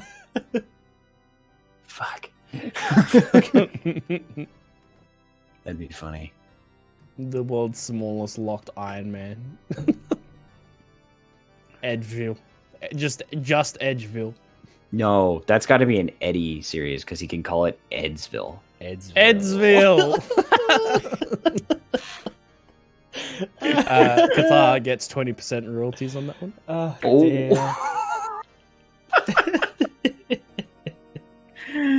Edsville. I love it.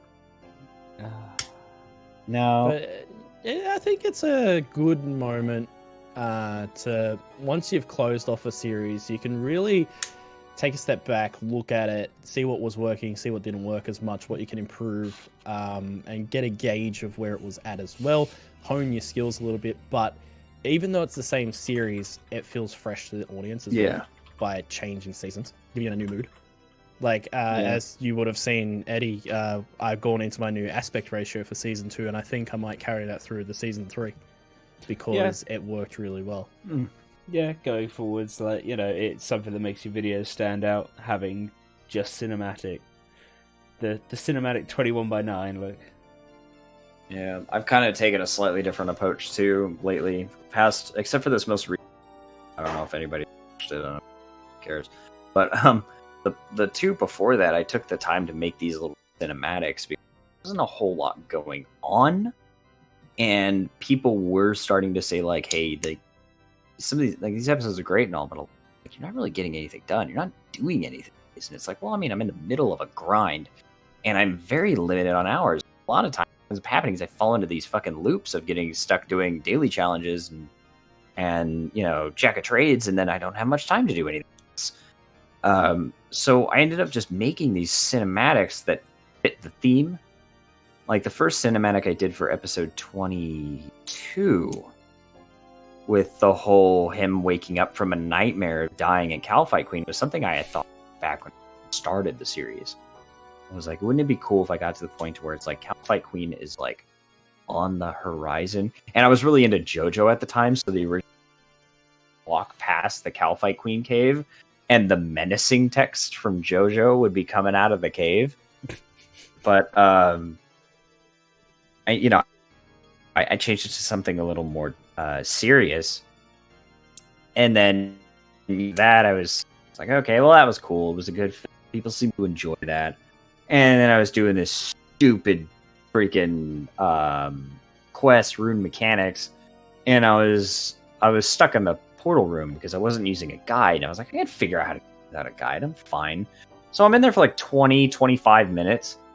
And as I was doing this puzzle, I started thinking about this little skit I could make about how he's been stuck in there for so long. People are starting to worry, wondering where he went. And he comes out and just quotes Robin Williams.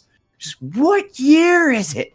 And so I went with it. It's like I had already recorded the entire episode and decided to do this skit afterward. I'm gonna do this. It'll spice up this episode, make it more interesting. Well, the other one I had actually recorded the skit first, and then did the episode. So interesting. I don't know. This most recent episode, I haven't done anything like that. That other way, where it's like I watched the episode back and I feel the skit should be in there, necessarily not premeditated. Well, it's because this one just happened to be one. Yeah. 6 months. And the other short one I did where Sand Effendi's sitting on the coast and he's bitching about how he's, desert's miserable and he should have gone somewhere would have been much easier, like the swamp. It's like an ironic thing because the swamp would be equally miserable for totally different reasons. But he's complaining about, it's the sun and it's hot and the swamp looks like cool and cloudy and the same issues with the desert. He didn't have a fun time there, did he? Fuck the desert. Yeah, no, it's the Kathaar desert. You telling me I have to go all the way down to the desert? I stopped the fucking video and I grabbed my fiance. No, she was in the shower and I walked into the bathroom and I was like, "Will you believe what this motherfucker just said?" And I laid it out for her. And she's like, "Shut up and leave me alone." Like, it was great. I lost it. I genuinely lost it. I thought it was so funny. But also, it was stroking my ego, and I didn't know how to feel about it. I was like, I mean, these guys recognize me as a content creator so much enough to like reference me in their content. For one, I love that. Two, I'm so honored. Three, I'm kind of scared. And four, I'm a little gassy. And I don't know. It was really took me. It blindsided me. Just a little line. Before. If anything, it's a tribute because I have like a third of your subs. You're the big boy here. Oh, don't do that. We even visited death in that episode. Yeah. It was great. It was just a little tribute to the people, and I thought it was. And inside jokes for people who follow all the creators. Yeah, exactly. And I don't know. Because we're really all here, we're all making RuneScape content. It should be like one big creator family. There's a lot of competition in the space though, because say someone makes, this is why I try to avoid everyone's content other than the people who make story-based stuff like yourself, Kathaar, and Eddie. I avoid everyone's content so you don't get into that situation where it's like, oh, I've already made a guide on that, you can't make a guide on that. And it's like, well, if I don't watch your stuff, I don't know that you've already made it. So it completely avoids that thing. But that being said, it's the same story. How many times can it be retold? Yeah. Like, for me, it's a little like I also don't really watch RS3 YouTubers at all. There's a level of just disinterest. I don't even really watch old school YouTubers. I'll watch Settled and I'll watch the Gillenor games just because they're very different. I'm already invested in what Settled is doing. I've been see how it ends, and the Gillenor games is just very intriguing. But I don't really watch anybody. I try to, like I said, I started yours. I've only watched that episode still, but when I finished the episode, there was something I had to go do. I just haven't come back to it. But I can't really watch anybody because I get in my own head about it. Because now that I'm in this and I am also doing videos, like watching Jaxxus's story mode videos, I kind of went through like the whole gambit of emotions. I was pissed, excited, jealous. There was a lot going on because I was going to do that. I was gonna do a series like that. And it freaked me out. I was like, oh no, like if I do this now, am I going to be copying her? Or, like, can I still differentiate it? Yeah, can I still differentiate it enough that people aren't going to go up, wow, you saw Jaxxus was successful and you just fucking copied her, dude. Good job. You're an asshole. And it's like, I'm not that worried about it. Not really, not anymore. But at first, my first knee-jerk reaction was that, and it freaked me out for a minute. And then there was a little bit of a wave of jealousy because she blew up really quick. Jagex like showcased her and stuff like that. I was like, fucking, I want that, But in the end, it's like she's a cool chick. I haven't gotten to talk to her myself. She's really cool. She really likes the game, from what I can gather. And I'm not jealous of her anymore. It's just this initial wave of, oh god, oh fuck, and it blindsided me pretty hard. And then I just get that was the most extreme example. But when I watch other creators bring out like new stuff, not so much guides, I just couldn't care less about guides at all. But whenever it's anything, even a monicum creative, I kind of just like, I can't watch it because I get a little worked up about it. Like, oh god, are they doing this better than I am? Should I be doing something like this? Should I just inspired? accidentally, subconsciously, something that you've watched, you end up putting it in your video, and you didn't mean to, but it just happened because you've already watched theirs and you thought it was your idea, but subconsciously it's obviously theirs. You start second guessing how you do things and what you're doing, especially when you're like watching the sub count just jump up and it's like they're doing something right. What am I doing? Stuff like that. Because so that's kind of something that I haven't run into yet, because it's such a good thing. I was gonna say, I feel like maybe this Clue series might, because everything else I've done has been, well, I would say unique. I would say I haven't seen other people really doing anything like it. So I feel like maybe this series we may run into that kind of issue of, oh wait, what am I doing? Since you're treading to well-traveled waters, it's like, oh, am I doing this wrong? Should I be doing it's like how they're doing it? Should I have the hell? I even kind of had it watching Jim's first episode. There was like such a quick.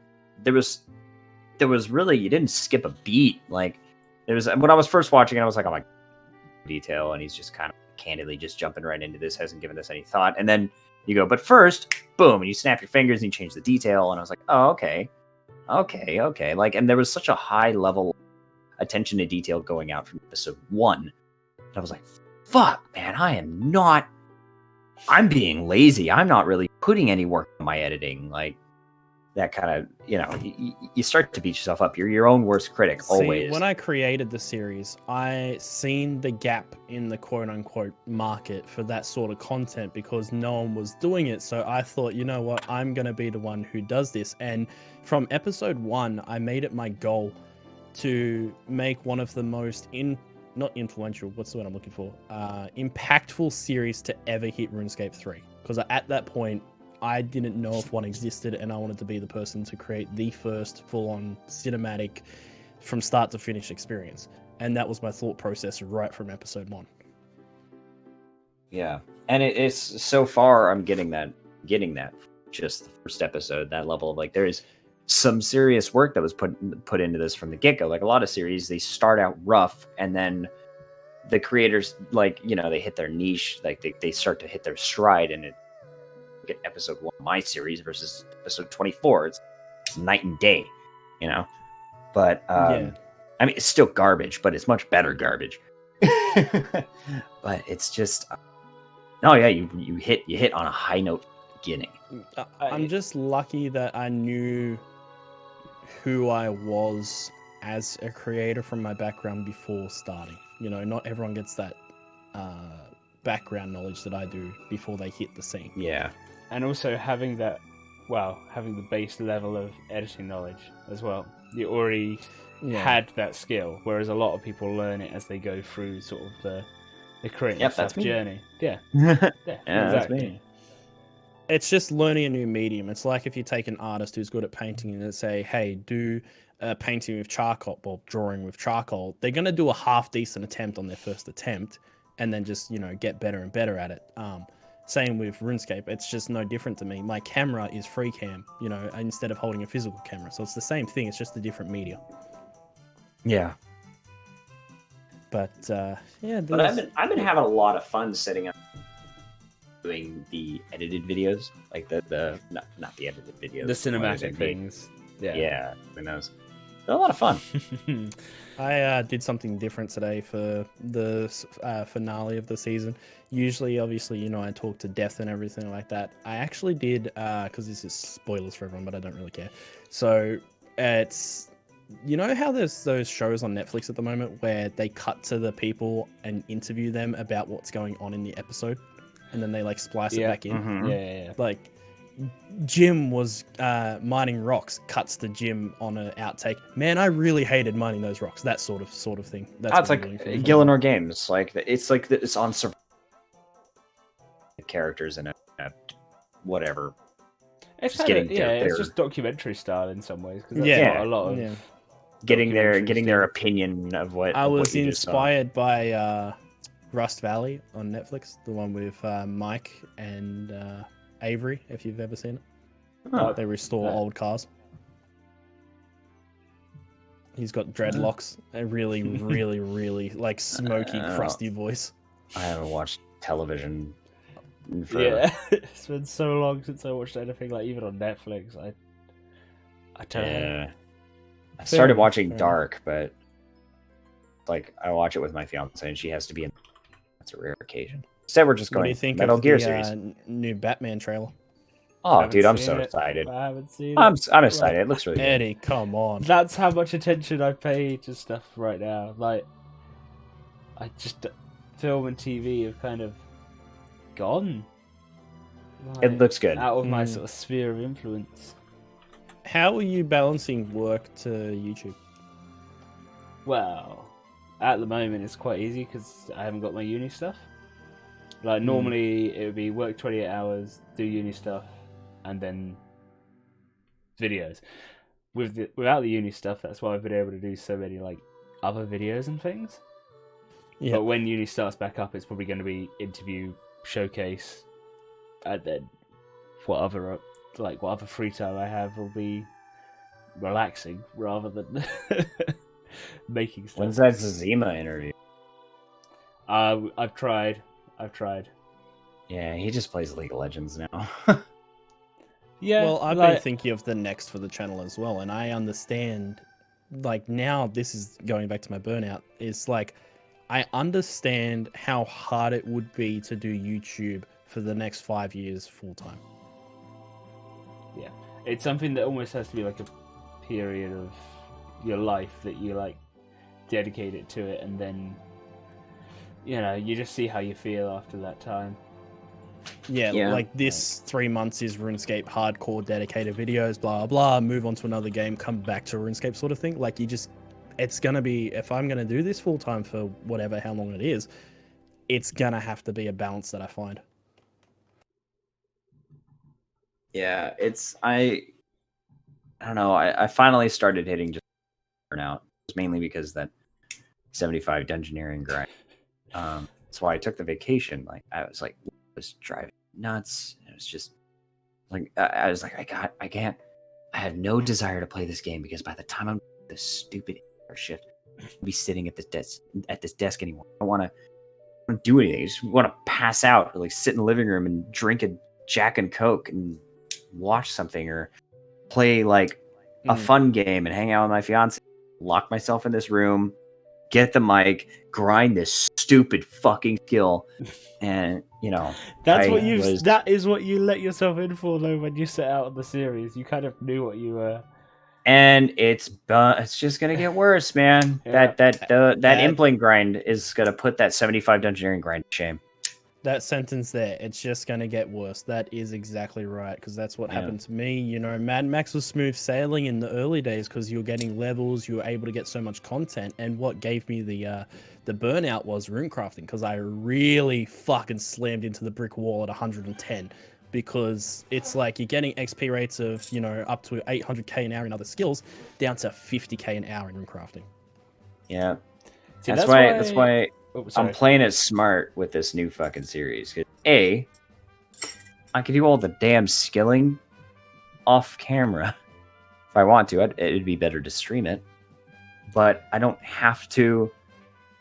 I don't have to be recording like the Santa Fendi. Like the levels are recorded. They're there because they're part of the series. They're important. In this one, the levels are not important at all. They don't matter. Very similar to mine as well, to be honest. Yeah, all that matters is like making sure you have the requirements for the clue you're doing, and so I'm doing the same thing, the same type of thing, and so it's like that's great. That means like my downtime at work, I can be running RuneScape on the side, doing the stupid rune crafting grind, doing the stupid kind of grinds I would be doing on my own while I'm at work, but I can make progress towards this series instead. And it's just overall the requirements aren't as demanding, because spoilers, but there's 4 people in here, 3 of them are us. Yeah. Sorry, I didn't mean to drop the numbers. It's fine. But it's quiet right now, and I don't really care about spoiling it. But the next series is telling the story of RuneScape in chronological order. playing the quests in chronological order, not in order of release, but in the order that they're meant to be told in. So if the game was a book or a single player story, what would the logical progression of the player character be? And so the only thing I need to record is the quests. Getting the levels and requirements for the quests, I don't need to record because they're not pertinent. Like, they're sort of pertinent, but I can like just drop a video, like drop a little clip of like, all right, just got the last level we need to start Plague's End, or whatever. Yeah, you don't need all the lead up to it at all. Exactly. Yeah.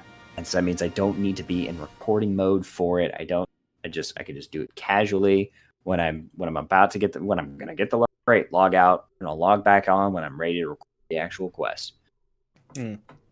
Like by release, we don't see any of his side grind. We just see the quests. Mm-hmm. So during this podcast, I gained a full Tetra compass. Wow, nice. Good luck.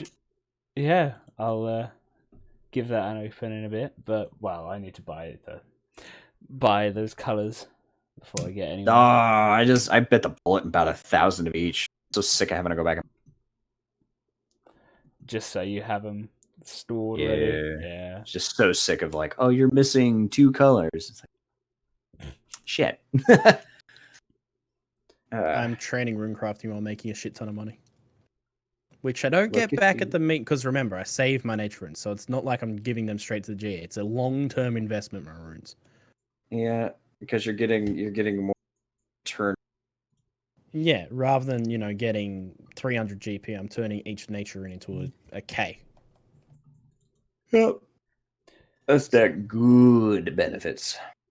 But yeah, for anybody who was paying attention to new series, it's cool. Plug. We're plug. trying to get Eddie to plug more. That's why I said like, Jaxus is doing what I was planning on doing. It scared the fuck out of me. Yeah. And he sent me the video, and he's like, "Dude, oh no, because you told me about you've got to be kidding." Yeah, because you told me about it like months ago, and I was like, "Oh no." I was waiting for 1,000 subs. It was going to be what I did for 1,000 subs, was drop the first episode of the series. It was like waiting for it. And it took way too long. Now I'm debating on whether I even want to wait for it or just do it. Like, I don't know. I think you should wait. Key to Jax's success so early, from what I've seen as well, is the presence of the webcam, because there's not many creators who do use the webcam. It's something different and unique, and that's no one wants to see my stupid face. Go to her style. Again, it becomes more personable to understanding and knowing the creator. It's why relevant to this. CNN has grew way faster once he started using a webcam because it made him more attainable to the audience. And he came back today. He's back on YouTube. Old CNN. Yeah. Oh wow! I'm gonna put a plug in. I did interview. Here we go. Jaxus on Friday night. Yeah, Friday night. I think it was. Yeah, I saw the clip of her favorite NPC. So that will be going up on the channel at some point in the week. So you can learn a little bit more about how she got into all of it and came up with it. I can already tell that she's going to be one of the bigs, and from her Discord as well, I've seen that she's got the right people supporting her from the back end of the whole system too. So another creator, and again, I'm not going to hold anything against great success and early start. Yeah, no, she's got a very strong start. It's a matter of maintaining it from here. So hopefully creator fatigue doesn't settle in, but we'll see. Yeah, no, she's got a very strong start, and she's really got a passion for the game. I saw like the clip that popped up on Twitter when you were asking her her favorite NPC, and just right off the top of her head, she goes Pontifex Maximus Azanadra, and just starts rattling off about how Zaros talks about how he's a really powerful, really intelligent person, but he knows to keep that power in check. He doesn't abuse that power, and just that's. She's really familiar with the lore of the game. Like, she probably got me beat on that. I got a produced vibe from the series. Like, if I'm going to be completely honest, I got a really produced vibe. Eddie, you're probably familiar with that term. Yeah, I mean, you might be interested to hear the interview when we get to it. I don't want to spoil it because I don't want to watch it. I really want to know, but that's the vibe that I got. I'm happy to be proven otherwise, but I will see. Yeah, it's interesting to see where she's gonna go. I mean, she already hit 500 subs or something like that, and she's got like she hit 500 subs with like 3 videos out or something like that. So she's got the mad head isn't start. It wonderful. The what?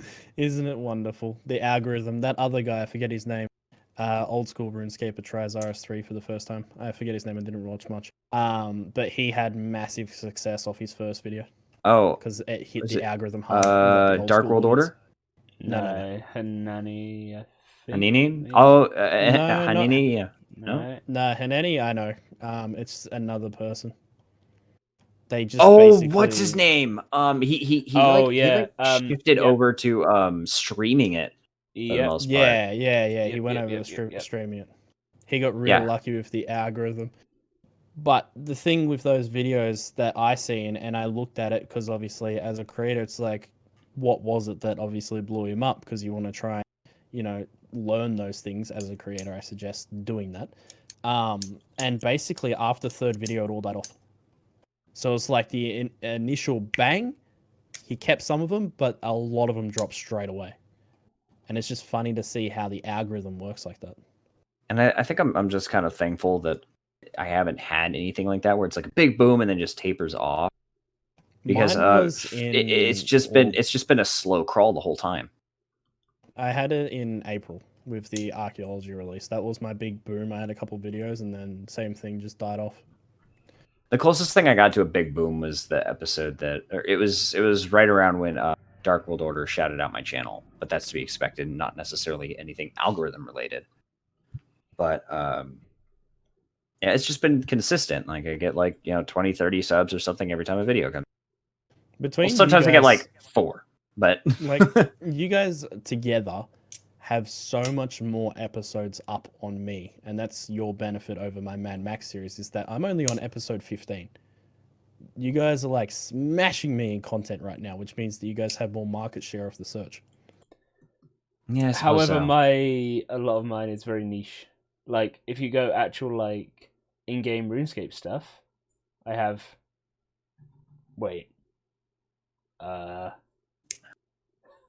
well, I suppose if you count the researcher videos, 3, but outside of that, there is like no actual real in-game stuff apart from like the Lumbridge cinematic I did this week. Lumbridge cinematic was pretty cool.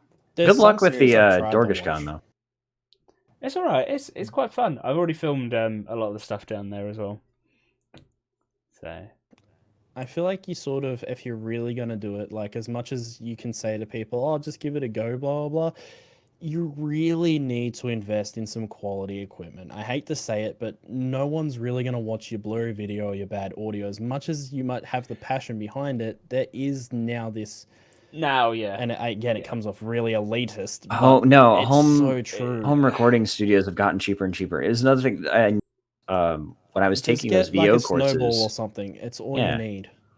When I was taking those VO courses, he was exactly. And when I was taking those VO courses, the guy who was teaching us, he was talking about how more and more people are just setting up studios at home, because where it used to be like $30,000 to get all the equipment, now you can get a solid studio quality sound for just a few $100. He's like, and it's become much more available, and so yeah, that does bleed into YouTube. Like, there's a higher quality expected now because it's cheaper to get this stuff. A snowball sounds fine. Like, it's Eddie and I are using Yetis that are $100. Yeah, and this has lasted me at least 8 years, if not 10. It's somewhere between the two. Like look at how far away Eddie is from that mic. Its pickup range to noise is amazing. Like, there's not many microphones that you can sit that far away and it picks you up so clearly, so hot without a hiss. Like, for example, I would just find it so awkward if I was right here all the time. It just feels very awkward. I mean, that's partly down to the fact that it doesn't stretch up and it just goes like that. For me to do that, I would have so much background noise. I was saying, as it broken, this mic port keeps screwing up, so now I can't actually hear what you're saying. Keep talking. But yeah, like the AT2020, which is what I use it through an X and Mhm. Y interface, and I can control all my ins, out, bass, mids, all of that shit on my controller. But the thing is, it's such a hot microphone. What I mean by that is, I'm just gonna hold down my push to talk for a second and hold on.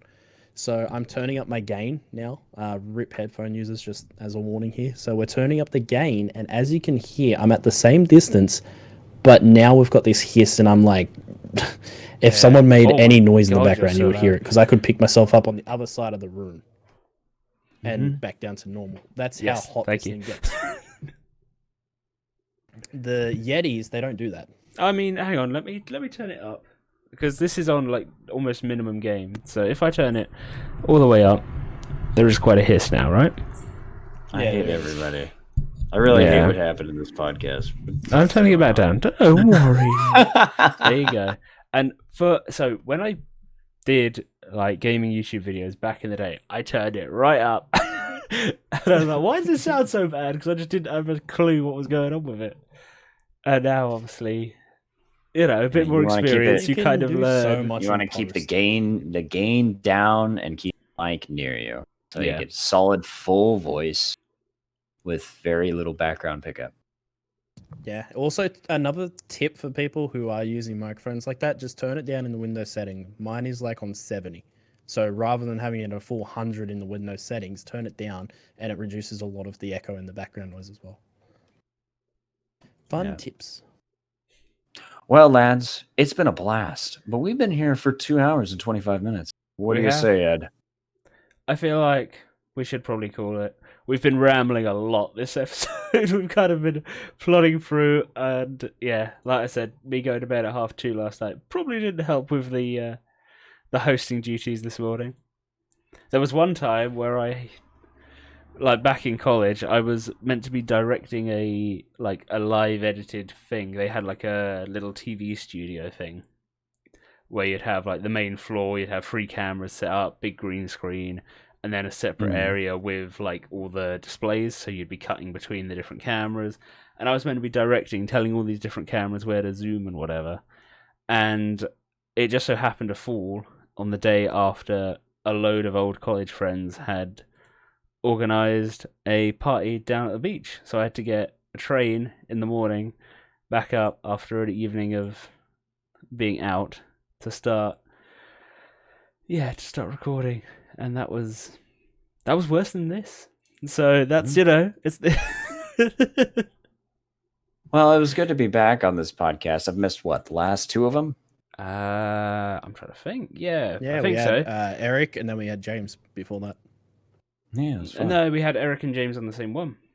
It was. Oh yeah. Because I remember we got into. We had Spider Mash before that, and then we had Galaxy Shark before that.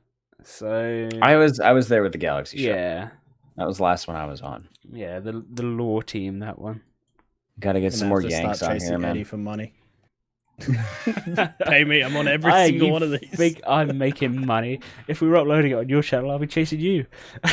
Yeah, fair enough. I'm so far off those thresholds, but it's all good. Like I said, the biggest, it's for fun. Biggest wonder of the world is how Eddie doesn't blow up. Honestly, he deserves it. Right, I'm going to cut it there before you keep praising me, because it's too much. You'll make me Everyone blush. Subscribe to Eddie. Subscribe to him on Twitch. Give him all of the love. And subscribe to these guys. Tell your friends to sub to him. No, don't worry about us. Screw us. Sub to Eddie. Yeah, screw us. Sub to Eddie. This is ridiculous. Come on. Eddie Give him to deserves 500. all of the love. It's like you're trying to make me feel entitled. What are you doing? To some extent. Own you deserve your shit. You deserve it. You deserve at least 500 by now. Come on. Like, how many goddamn videos do you have? I mean, at least I don't have as many videos as I have subs. That would be a sad state of affairs. You have but you're like halfway there. You have like 109 videos, 163 subs. Goddamn, people need to fucking know. You have interviewed every fucking top tier YouTuber and Twitch streamer and I wouldn't say that. I think there's still quite a few that I have to get to. Yeah, most of the good ones. Like me. Yeah, I didn't know who the fuck Laser Shark was. It's like, wow, he's really scraping the bottom of the barrel. The funny thing is, he thinks I'm joking. I honestly had no fucking idea who the hell you were. Just kidding. I don't know. I didn't know who most of these people were. You know, that was the I point. was like, I know Mikaru. That's all I got. That's the point, though. People don't know the depth of creators out there, so that's why I set it up to get everyone to find new people. And you know, even if it's just been you that's done that and found new people for it, that doesn't matter. It's someone. Oh my goodness! Oh wait, press the wrong button. My interview was 4 months ago. You remember that reveal video? That was good fun, wasn't it? That was so fun. It was so fun. Like, we were brainstorming that shit. It turned out really well. Okay, it's just Eddie's really disappointing. 1,000 subscriber special. Here we go. Let's get him to 1,000, right? On 1,000 subs, we're going to interview Eddie. Whoa. Eddie's own interview at 1,000. I mean, that's quite a way away, I think. So we'll get you there. We'll see. We'll see. Anyway, thank you guys for coming on. If you want to do shout outs again, feel free to what you got coming up. We've kind of chatted all about that stuff as well today. So, yep. I'm Kathaar. I run around the desert and I don't die like Jim. Subscribe to all my shit. I'm Jim. I am uncomfortably close to death. Subscribe to my shit.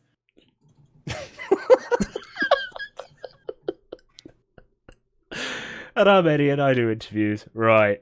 Goodbye, everyone.